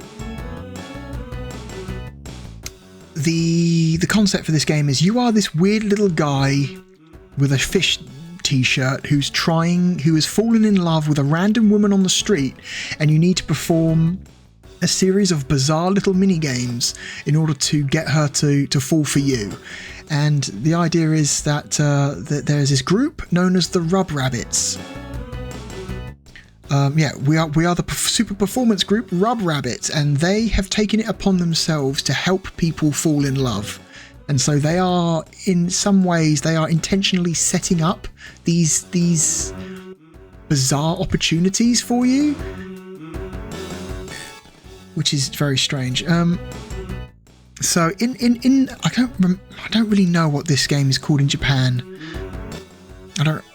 I knew it at one point, but it's not Project Rub, and the American title for this game was Feel the Magic XY, which is, while admittedly a less embarrassing name than Project Rub, is a less interesting or good name. Project Rub is at least a funny name, and it kind of fits the tone of this game. You had to walk into a store, look a man dead in the eyes and say, "Give me the Project Rub," and then he while ringing up the game, he judges you. Based entirely like, oh, this weird dude wants me to sell him this game called Project Rub, and it's got a bikini lady on the cover, and he and all the people around you who can see the game are judging you. Oh dear. Yeah, this was a game where if you could, you bought this game online. You did not walk into a shop, not because the game itself has anything particularly like adult in it. It's a 12 plus, so no, not really. But the name of the game combined with the box art image does a lot for people's imaginations. And so yeah, that was a fun situation to be in. You lock eyes with this man as he hands you your bikini lady game, and he judges you severely. So yeah, this is the first mini game. You've been given this goldfish, and oh no, this man appears and he swallows the goldfish, and now you must massage his tummy to stop him from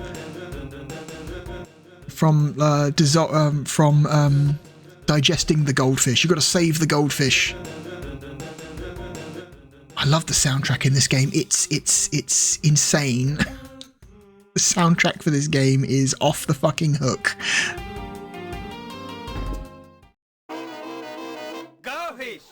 Yeah, here we go. Here's another example of this game doing a really good job of using the gap between the screens really effectively.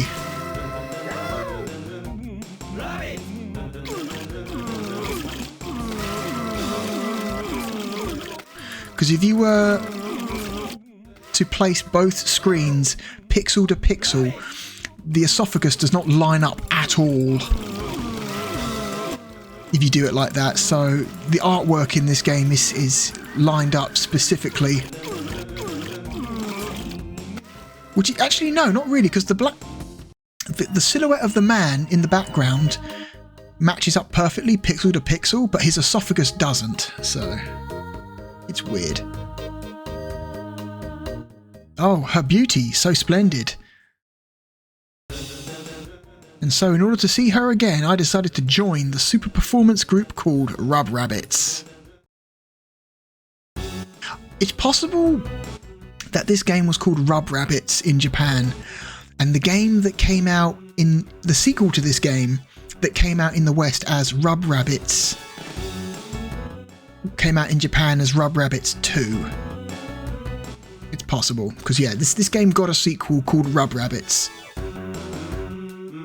You might be able to get her to notice you by giving a super performance. Alright, minigame number 2, jump out of a plane.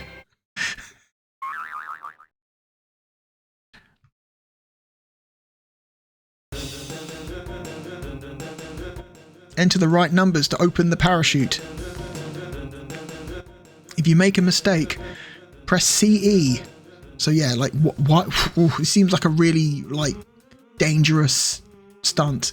We're going to put puzzles on our parachutes that we have to solve before we can save ourselves from falling to death. That seems like a real bad idea. Rabbit!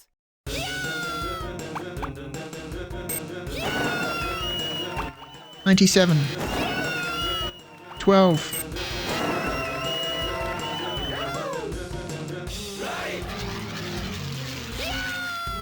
87. 42. 79. 16.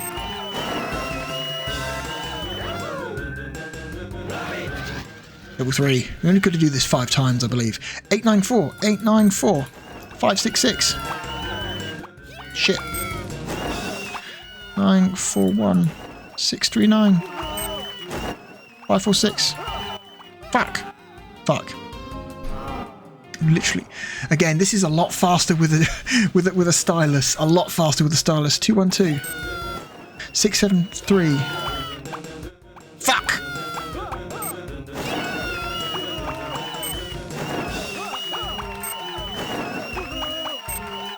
Okay, got it just in time. Ugh, holy shit. Break time. And occasionally in the middle of a mini game, you just get that. It's bizarre. 8489. 8542. 1254. 5664. 2857. I love that the last person out the plane is you. Last one. 482573. 482573. Okay, just in time.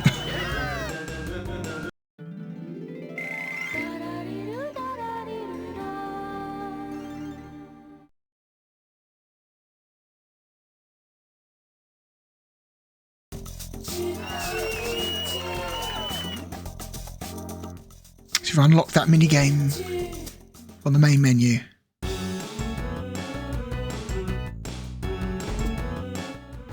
Okay, so you've got a choice of mini games here. Okay, so parachute, candle.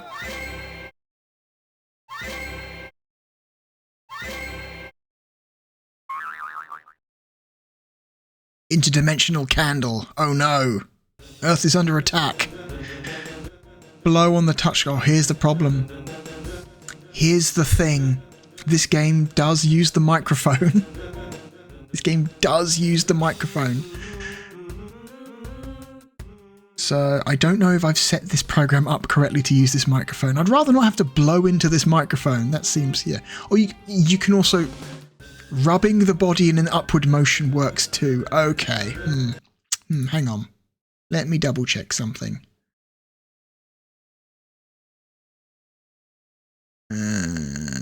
Config. It's supposed to default to whatever the default microphone is for Windows. And so, hang on. Let me double check what my default microphone is. Okay, this is my default. Windows is using this microphone as my default microphone. So in theory, this should just work. This is how this program is supposed to work. We'll try it. If it doesn't work, we'll do it the other way. Candle. What? No, it doesn't work.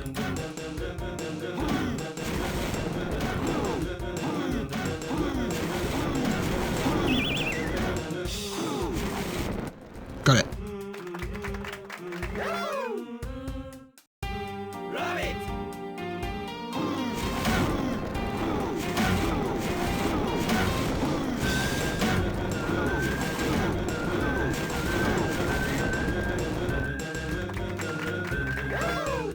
What a strange thing. Rabbit! Oh no, bats.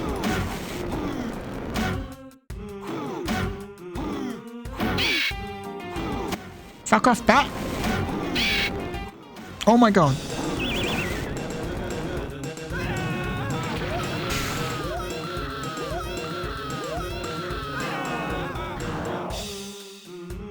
Rabbit! This is not a great minigame.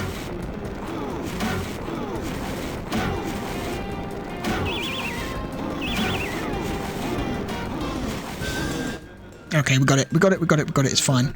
It's fine.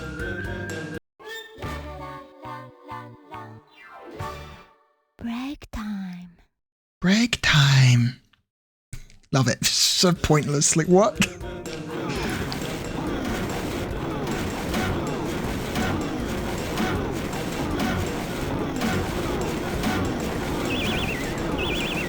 Got him. Holy shit. Last one. Rabbit! It's the same as before.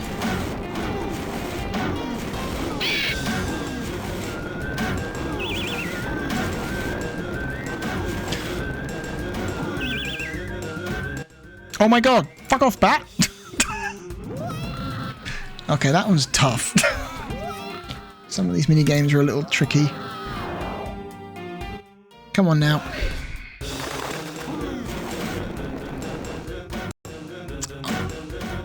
Oh my god! Sometimes the input doesn't register.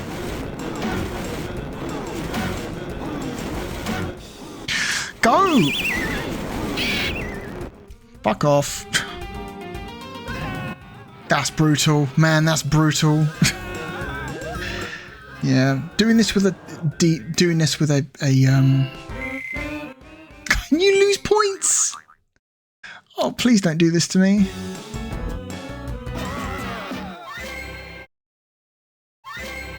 Doing this with a stylus is a lot easier than doing this with a mouse. Oh my god.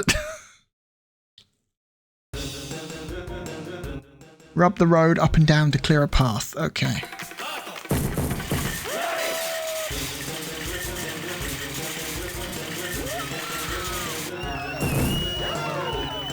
Okay. Easy.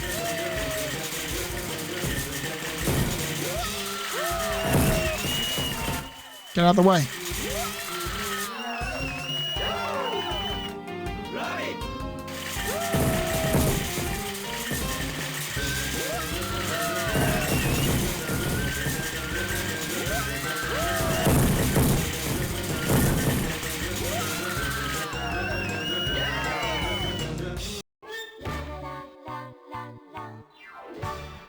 Break time. So silly. So silly.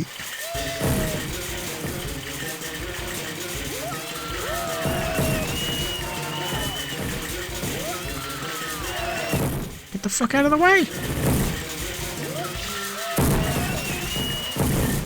Okay.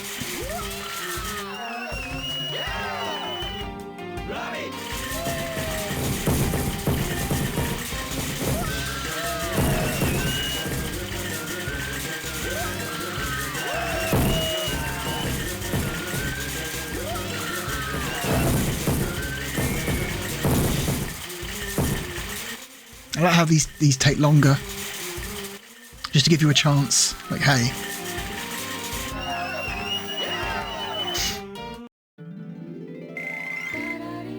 Okay, good. Good one.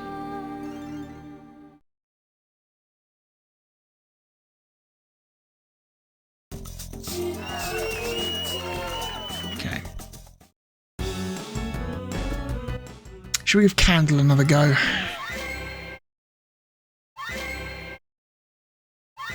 Man. This is one of those mini games that's just a kind of a pain to do with a mouse. It just kind of is. Not the same. It's probably a lot easier if you had a working...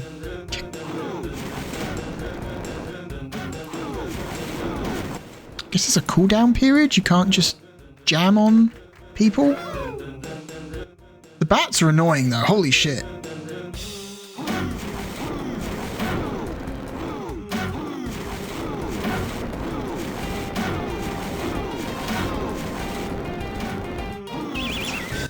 Oh. Sometimes when you click on them, they don't work. So it's like, eh. You have to click and drag, click and drag.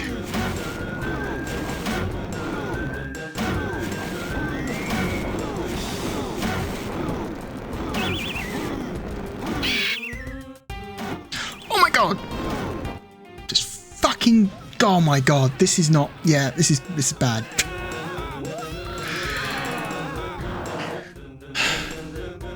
It's not a easily performable action.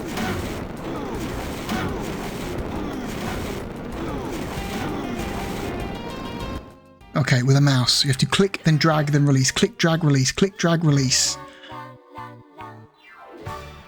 Break time. Hi there.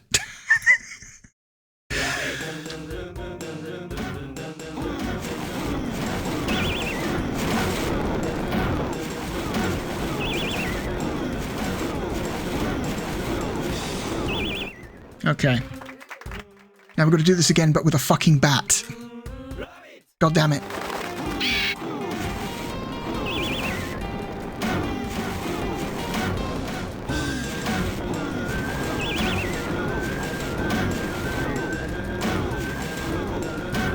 Oh my god!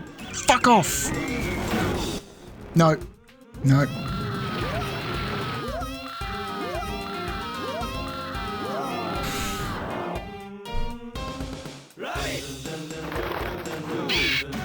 Oh my god.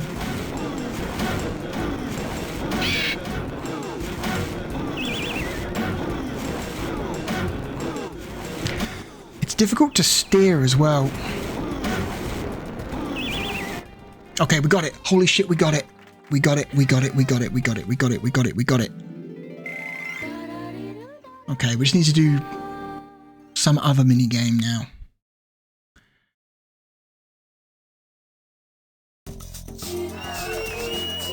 Yeah, that one not... Yeah, that one may be best played on real hardware. Let's do this one again. This was the easiest of the three, so we can gain a little bit more.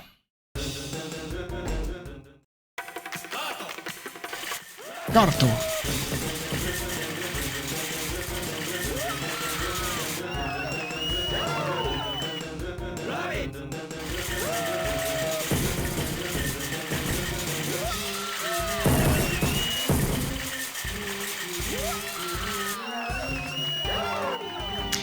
Yeah, this is one of the downfalls of this game, is that sometimes you've got to repeat mini games.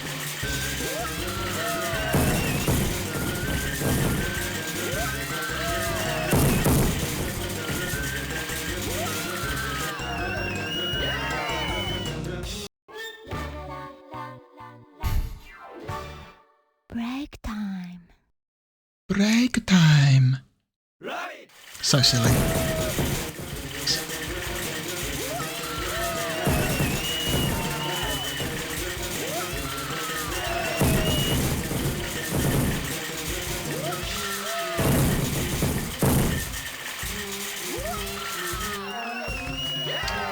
Okay, last one. Here we go. Easy points.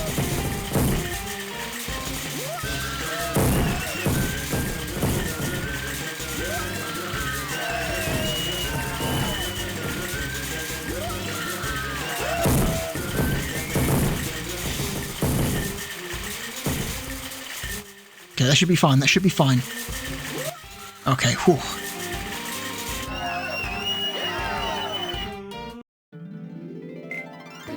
There we go. Good enough. Yeah, the downfall is sometimes you've got to repeat mini games and that gets a bit tedious. You know, this game otherwise would be incredibly short. Oh, she's here again. Is this his chance? Oh, wait.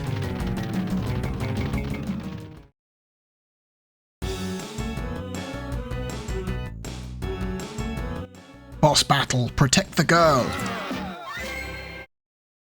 Oh no, bulls. Look out for the rampaging bulls that came out of nowhere. Yeah, I'm just going to stand in front of the bull. That's going to work. Touch 100 raging bulls to calm them down. Don't touch the people. Don't touch the people. Whoa! I love the voice samples. They're great.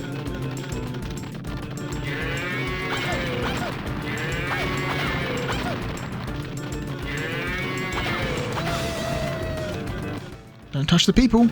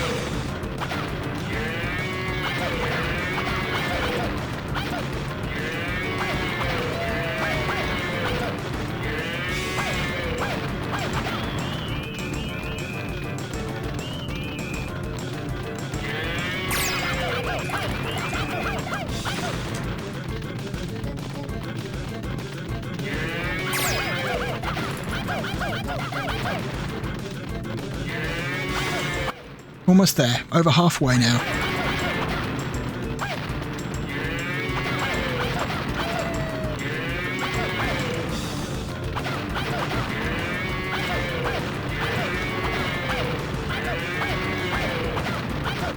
I can't make a single mistake.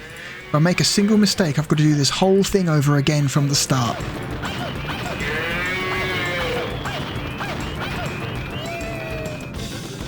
Here we go.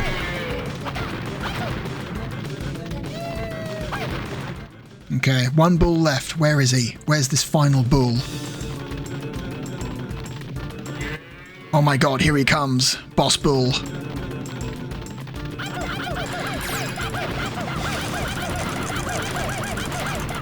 Click, click, click, click, click, click, click, click. Oh my god, come on.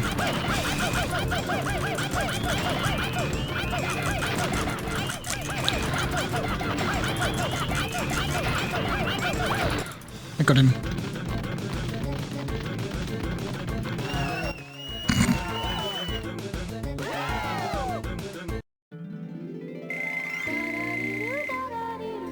Incredible. This game has an incredible amount of style and I love it.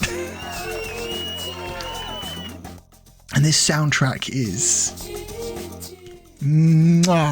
Oh, chef's kiss to the soundtrack.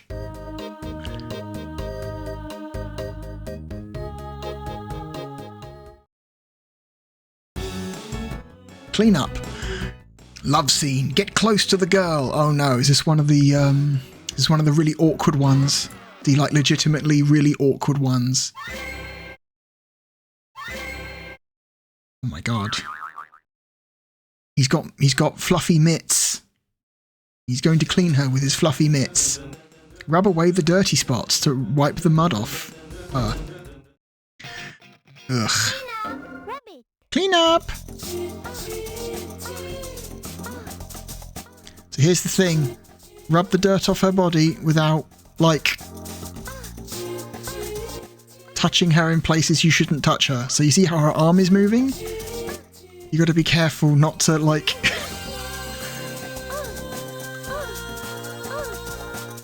There's some, like, graphical glitches happening here that aren't actually in the game normally. So this is a shame. Those weird little black lines you see appearing on the bottom screen are not meant to be there.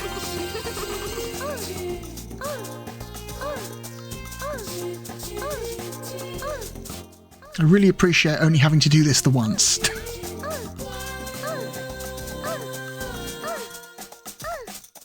Yep, just gonna keep doing this.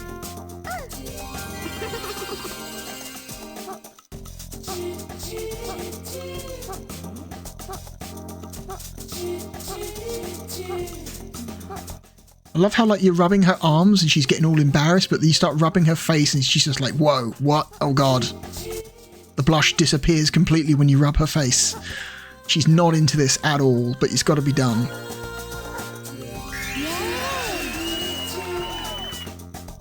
It's a shame about the graphical stuff there. It's not meant to look like that. You'd think DS emulation would be in a better place by now.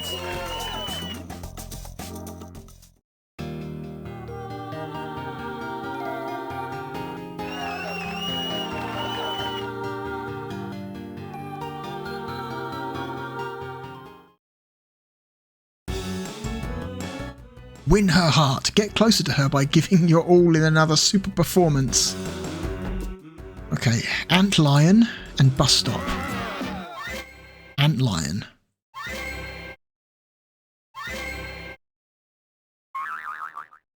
Oh no! There's a monster at the bottom of a sandpit. Touch the people and rub upwards to make them crawl. Make them crawl. Okay. Antlion! I love the sound effects. They're incredible. Get out of it. I love the weird little sprite people.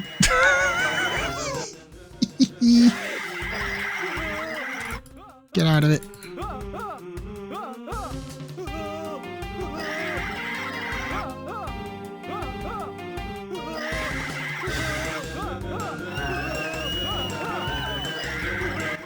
Again, this is a little bit easier to do with a stylus.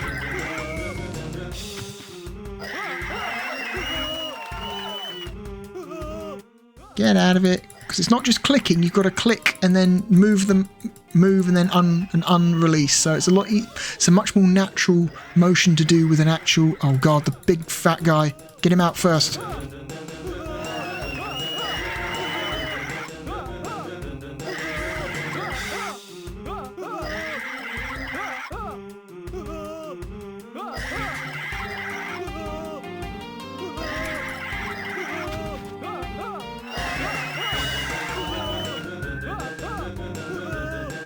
Oh no, this is going to get hard, isn't it? It's going to get really hard to do with a mouse. Oh man.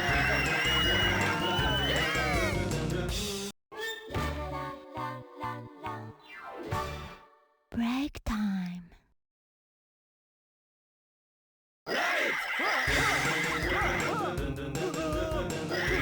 Yeah, people are falling much faster now, I believe. Yeah, they're starting to slide down a lot faster than they did before.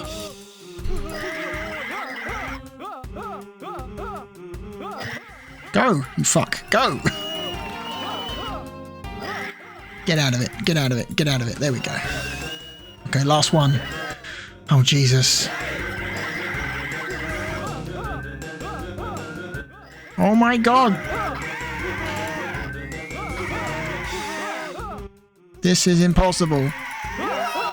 No. This is actually really hard. No, get out of it. Oh my god, no, get...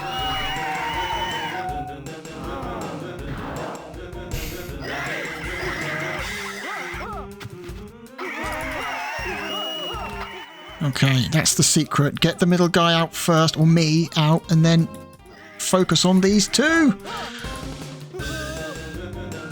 Problem is, I'm losing track of my cursor and the amount you have to be super accurate and super fast. Get out, you fucks, get out. Oh my god.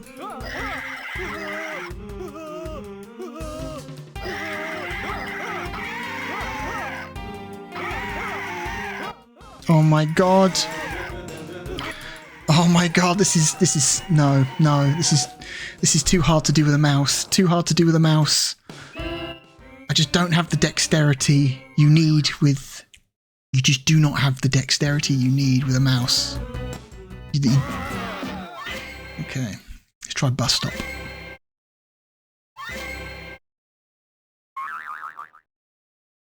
Huh.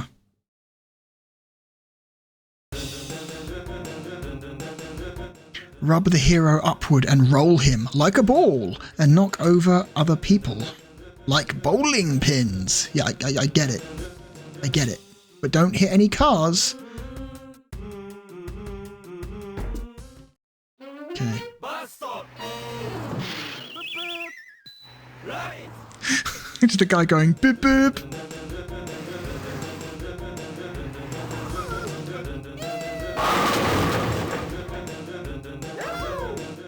Okay. This doesn't seem like it's that hard. Just dodge the traffic. Oh, that was close. Wait, what? Why didn't that... Oh, so you've got to get a strike as well. That seems difficult. Okay. How do you...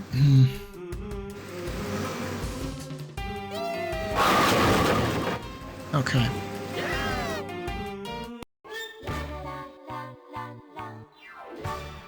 Break time. Break time.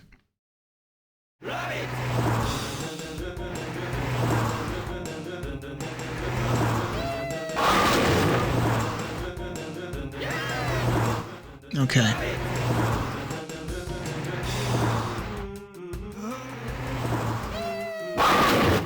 Okay, that's not hard at all.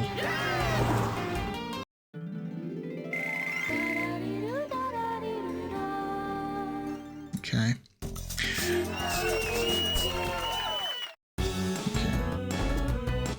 So I would rather do this one again because that Antlion one is just... That's tough to do with a non-stylus. Like a mouse is not a perfect replacement for a stylus, it's not. It's just not. You can do a lot of the same stuff, but there's just a level of dexterity that you have with a stylus that you just don't get with a mouse, or at least a different kind of dexterity. It's not a one-to-one. It's not a one-to-one replacement. Oh shit! Okay. Oh, you can pick him up. I didn't know you could pick him up. I forgot. Okay. I thought you just have to drag in that direction. Okay. Okay. This is easy. This is easy. Go.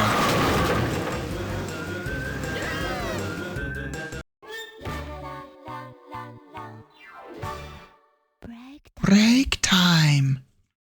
Love it. It's just a little touch. It's just okay. Just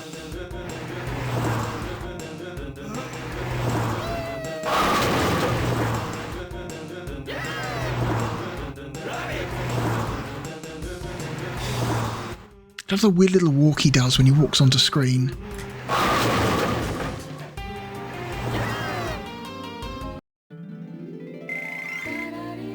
Okay, there we go. If they really wanted to be annoying, they would reduce the number of hearts you get for each time you repeat a certain minigame. Uh-oh. Flashbacks. Nightmares. Nightmares about that one time he failed to save a girl from drowning.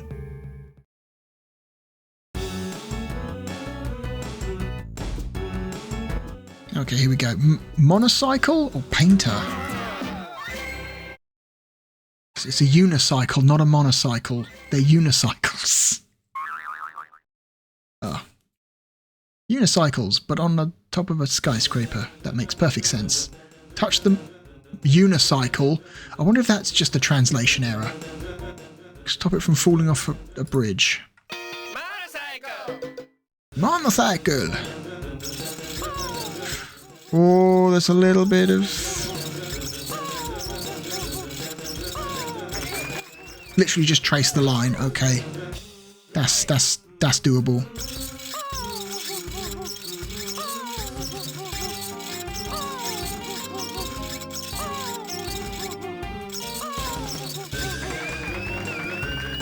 Who would willingly do this? Who would do this for fun?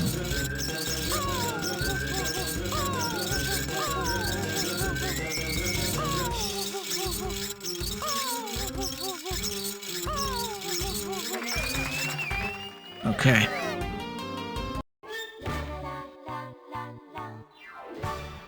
Break time. Okay. Stretch the hand.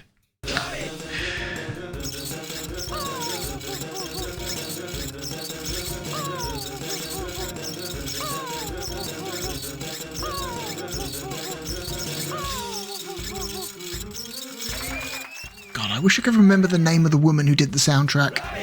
It's a woman. I used to know her name because, honestly, she's responsible for some of the most, like bizarre and interesting soundtracks in some of Sega's games. And like I said, she was around during the 16-bit days as well. So she's old school Sega, and she was around at least until 2005 when this game came out. Should really track down to see like what else she's done other than Rystar and Project Rub.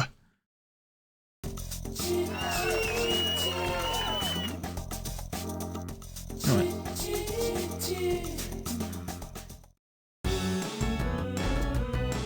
Painter. What's Painter involve?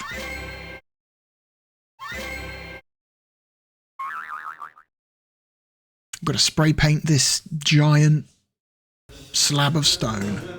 Touch the wall to paint, but stay inside the lines. Let's go off. Let go of the screen to avoid any falling objects. Okay. Painter! Rabbit!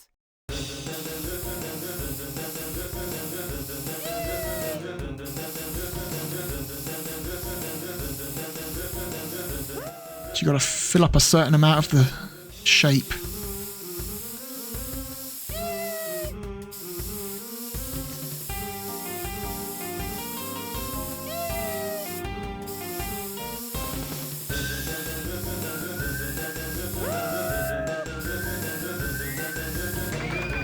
There we go.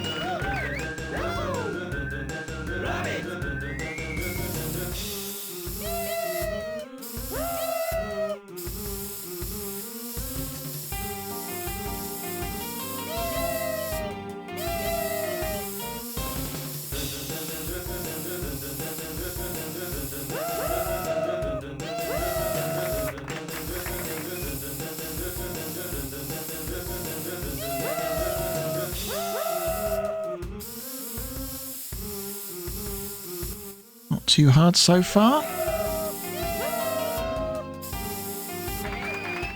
Okay. What's next? 3 hearts? 5 hearts. Okay. Whoop.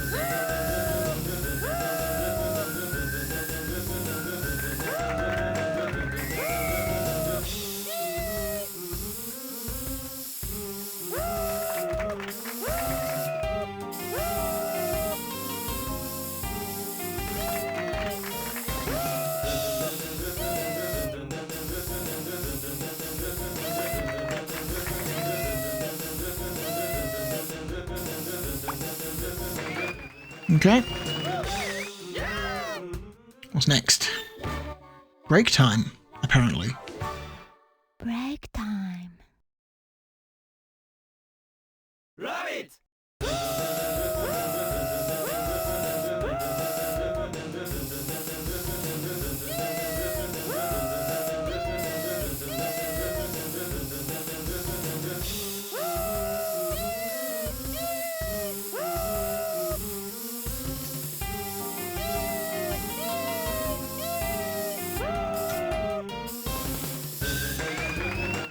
Okay.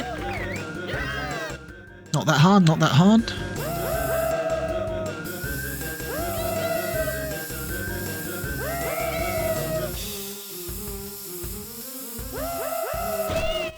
Fuck.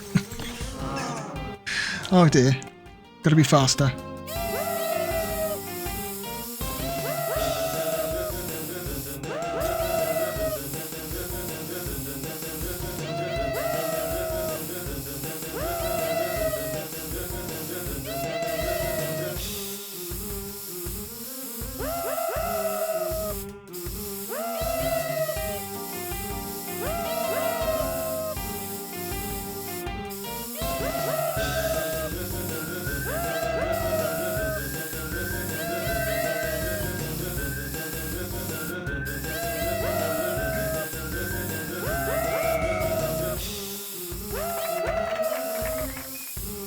One, two,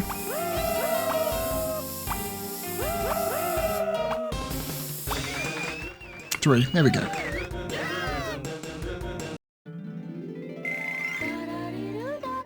Okay.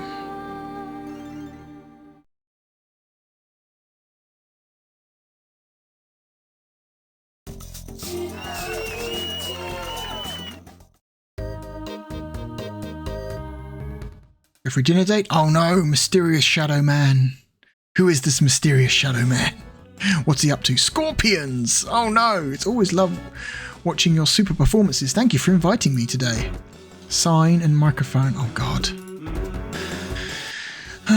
Yeah, microphone's the tough one. Microphone's going to be the one that you're not going to be able to use. Connected physical microphone, not suitable for... Okay. Use microphone samples. Use rand white noise, not suitable for... Use internal noise sample. Use connected physical microphone, not suitable for... Yeah, physical microphone. Okay, which one? I'm looking... That's the thing, the microphone settings, it doesn't actually tell you... Yeah, I'm using a connected physical microphone. Now, like... Let me know that you're able to detect the microphone I'm using, unless OBS is taking, like, exclusive control of it, which is maybe not great. Internal sound noise sample? Okay.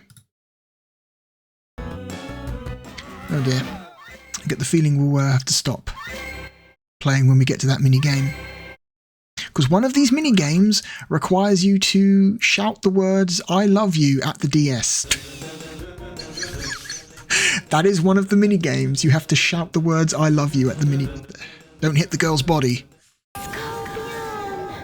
Scorpion!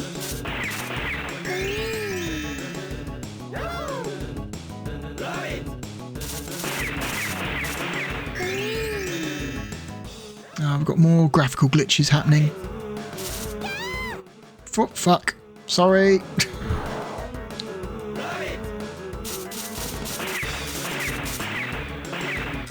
Okay.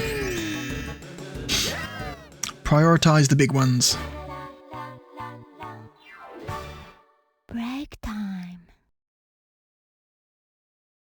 Rabbit!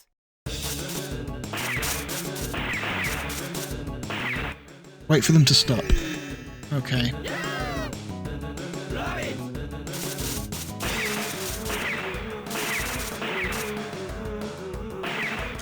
Okay.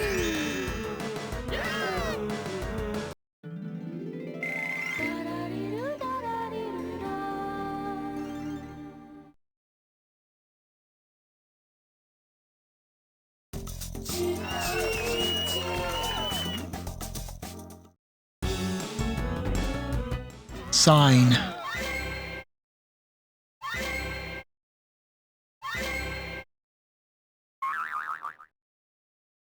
Weird. We've got to solve a puzzle, I'm assuming? Yeah, touch the panels to flip over the adjacent panels. Try to match the pattern shown, but be careful, you only have a few tries to get it right. Alright. Sign! Rabbit. Eat. Oh, yeah. Oh, I see, so literally just tap the correct one to make it. That's incredibly easy. That's like... but that's not even a puzzle. Shit. There we go.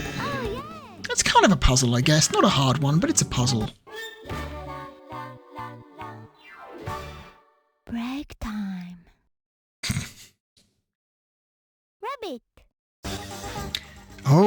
okay. Devious. Devious. I see.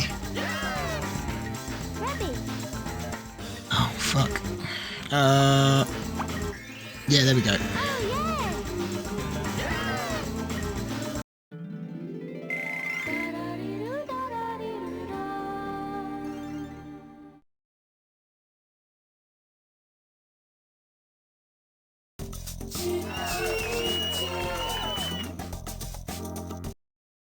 Hang on.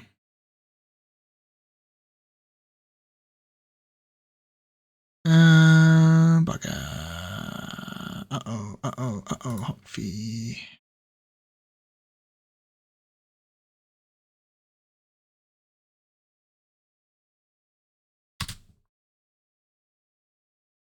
Okay, so I'm going to try using the microphone.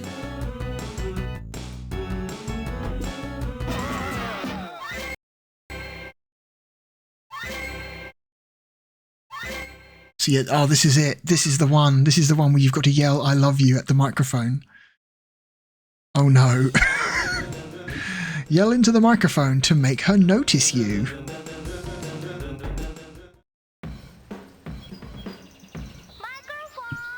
Rabbit! Oh yeah, so I've mapped the Rabbit!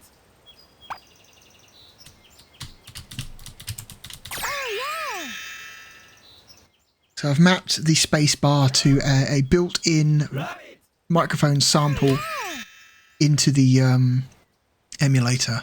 So we can just clear this now. Okay, this is not the yell "I love you" minigame. That must be later on. This is just yell something. Just yell anything. There is a minigame where they ask you to yell "I love you."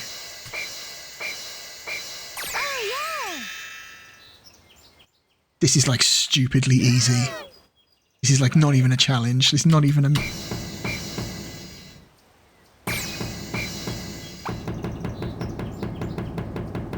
Oh yeah, yeah, shout that you love her. Yeah, see, look, shout that you love her.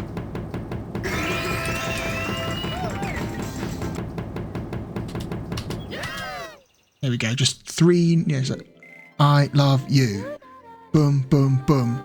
Because that's how the DS is actually passing that. It's not actually listening for the words "I love you." It's just listening for 3 consecutive peaks in the waveform. Fun fact, you can play that minigame without embarrassing yourself in public by just tapping the microphone 3 times in quick succession, because that also works. Kitty cat. Scoot, scoot, scoot, scoot. Hi there, I'm not a creep.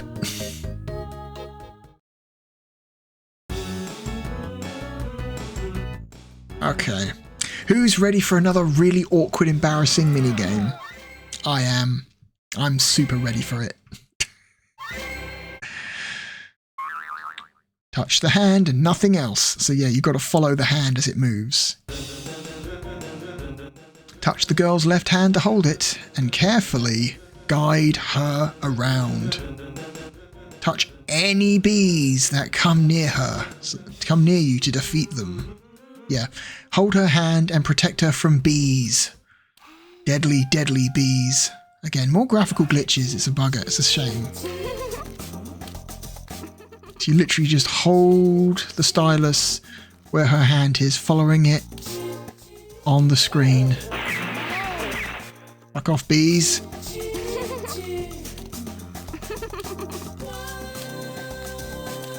Yeah, those weird black lines shouldn't actually appear, but they are, which is annoying.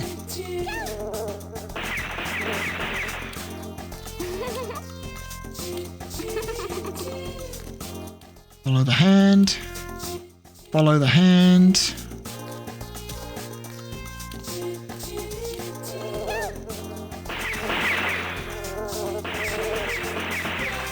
Get out of it, bees. Fuck off, bees. Filthy bees.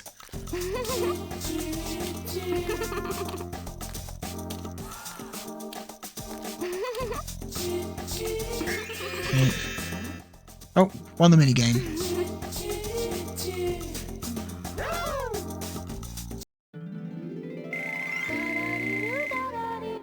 Done.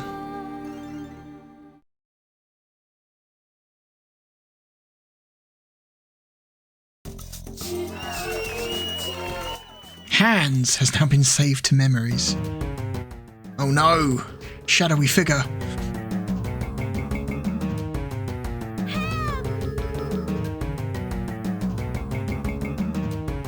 We're going to end it with this minigame. We're going to end this video with this minigame. The girl is mine! Boss battle. Here we go. Oh no. Overweight punk.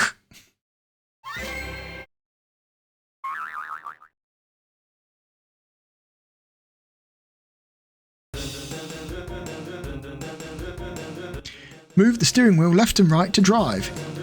Hit people to make them pile up on your car. Then pull the lever down and release to fire them at the enemy car.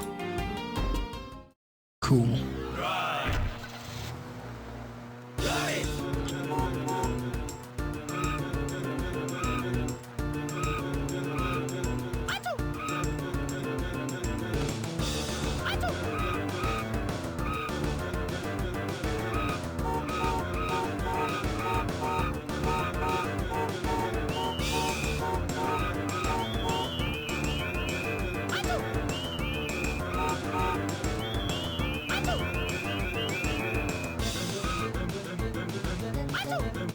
Got him.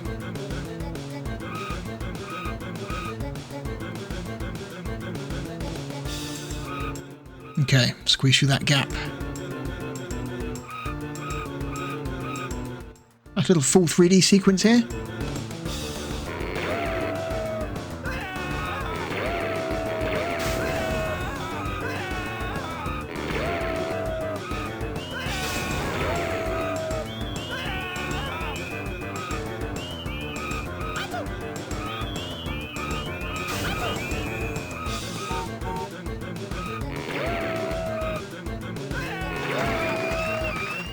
Okay, one.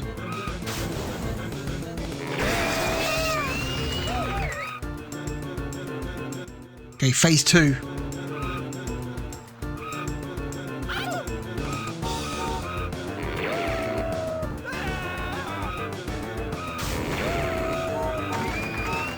Hit him.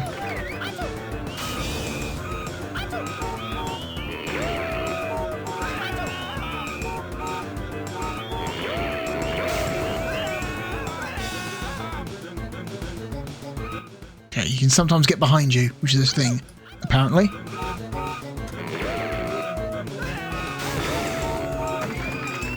Okay.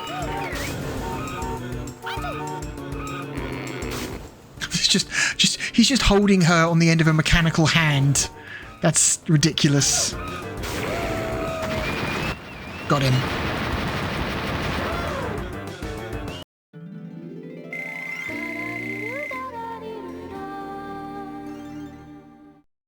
Great. Fabulous.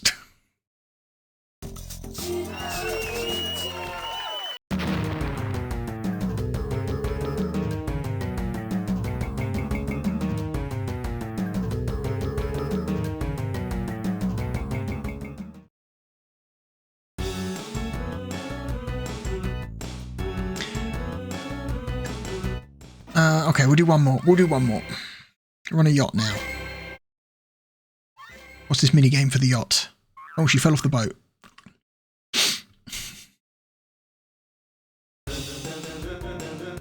Blow on the touchscreen to send the yacht out to save. Okay, it's another microphone mini game. The distance travelled will depend on how hard you blow. Rabbit!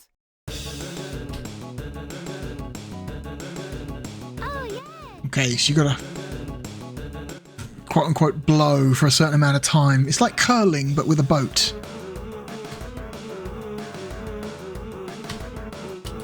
There we go. Oh, yay! Rabbit!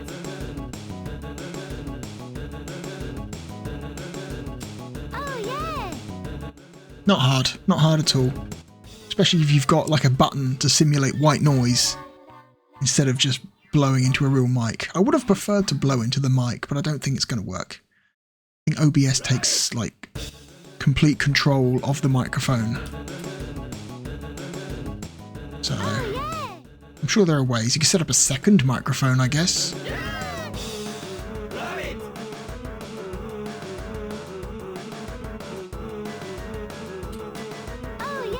There we go. Trivial. Trivial!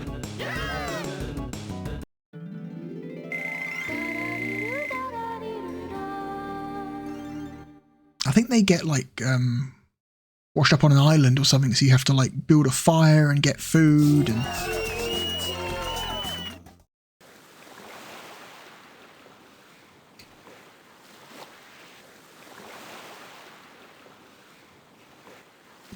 Yeah, they come stranded on an island.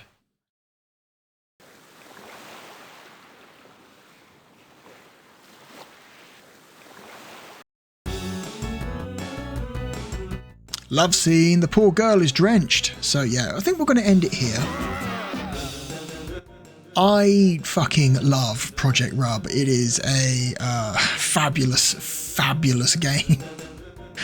With an intense sense of style and sense of humour, with a wonderful soundtrack. It gets a, you know, people will tend to look at the title screen and the box art and the name Project Rub and get some very, very specific ideas about what this game is. A problem that was not really an issue in America, where it had a less sussy name. But this game is cool as hell, and I wish they would bring this back in some way. There has not been a Rub Rabbits game since the two original DS games. I wish they would bring the series back in some way. That would be really cool. But anyway, thank you for joining me for these first two looks at notable DS games. This time with just two...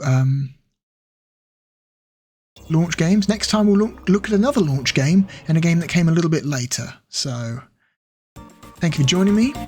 I will see you next time. My name is the Real Blue Dragon, and goodbye. I'll just let this play out.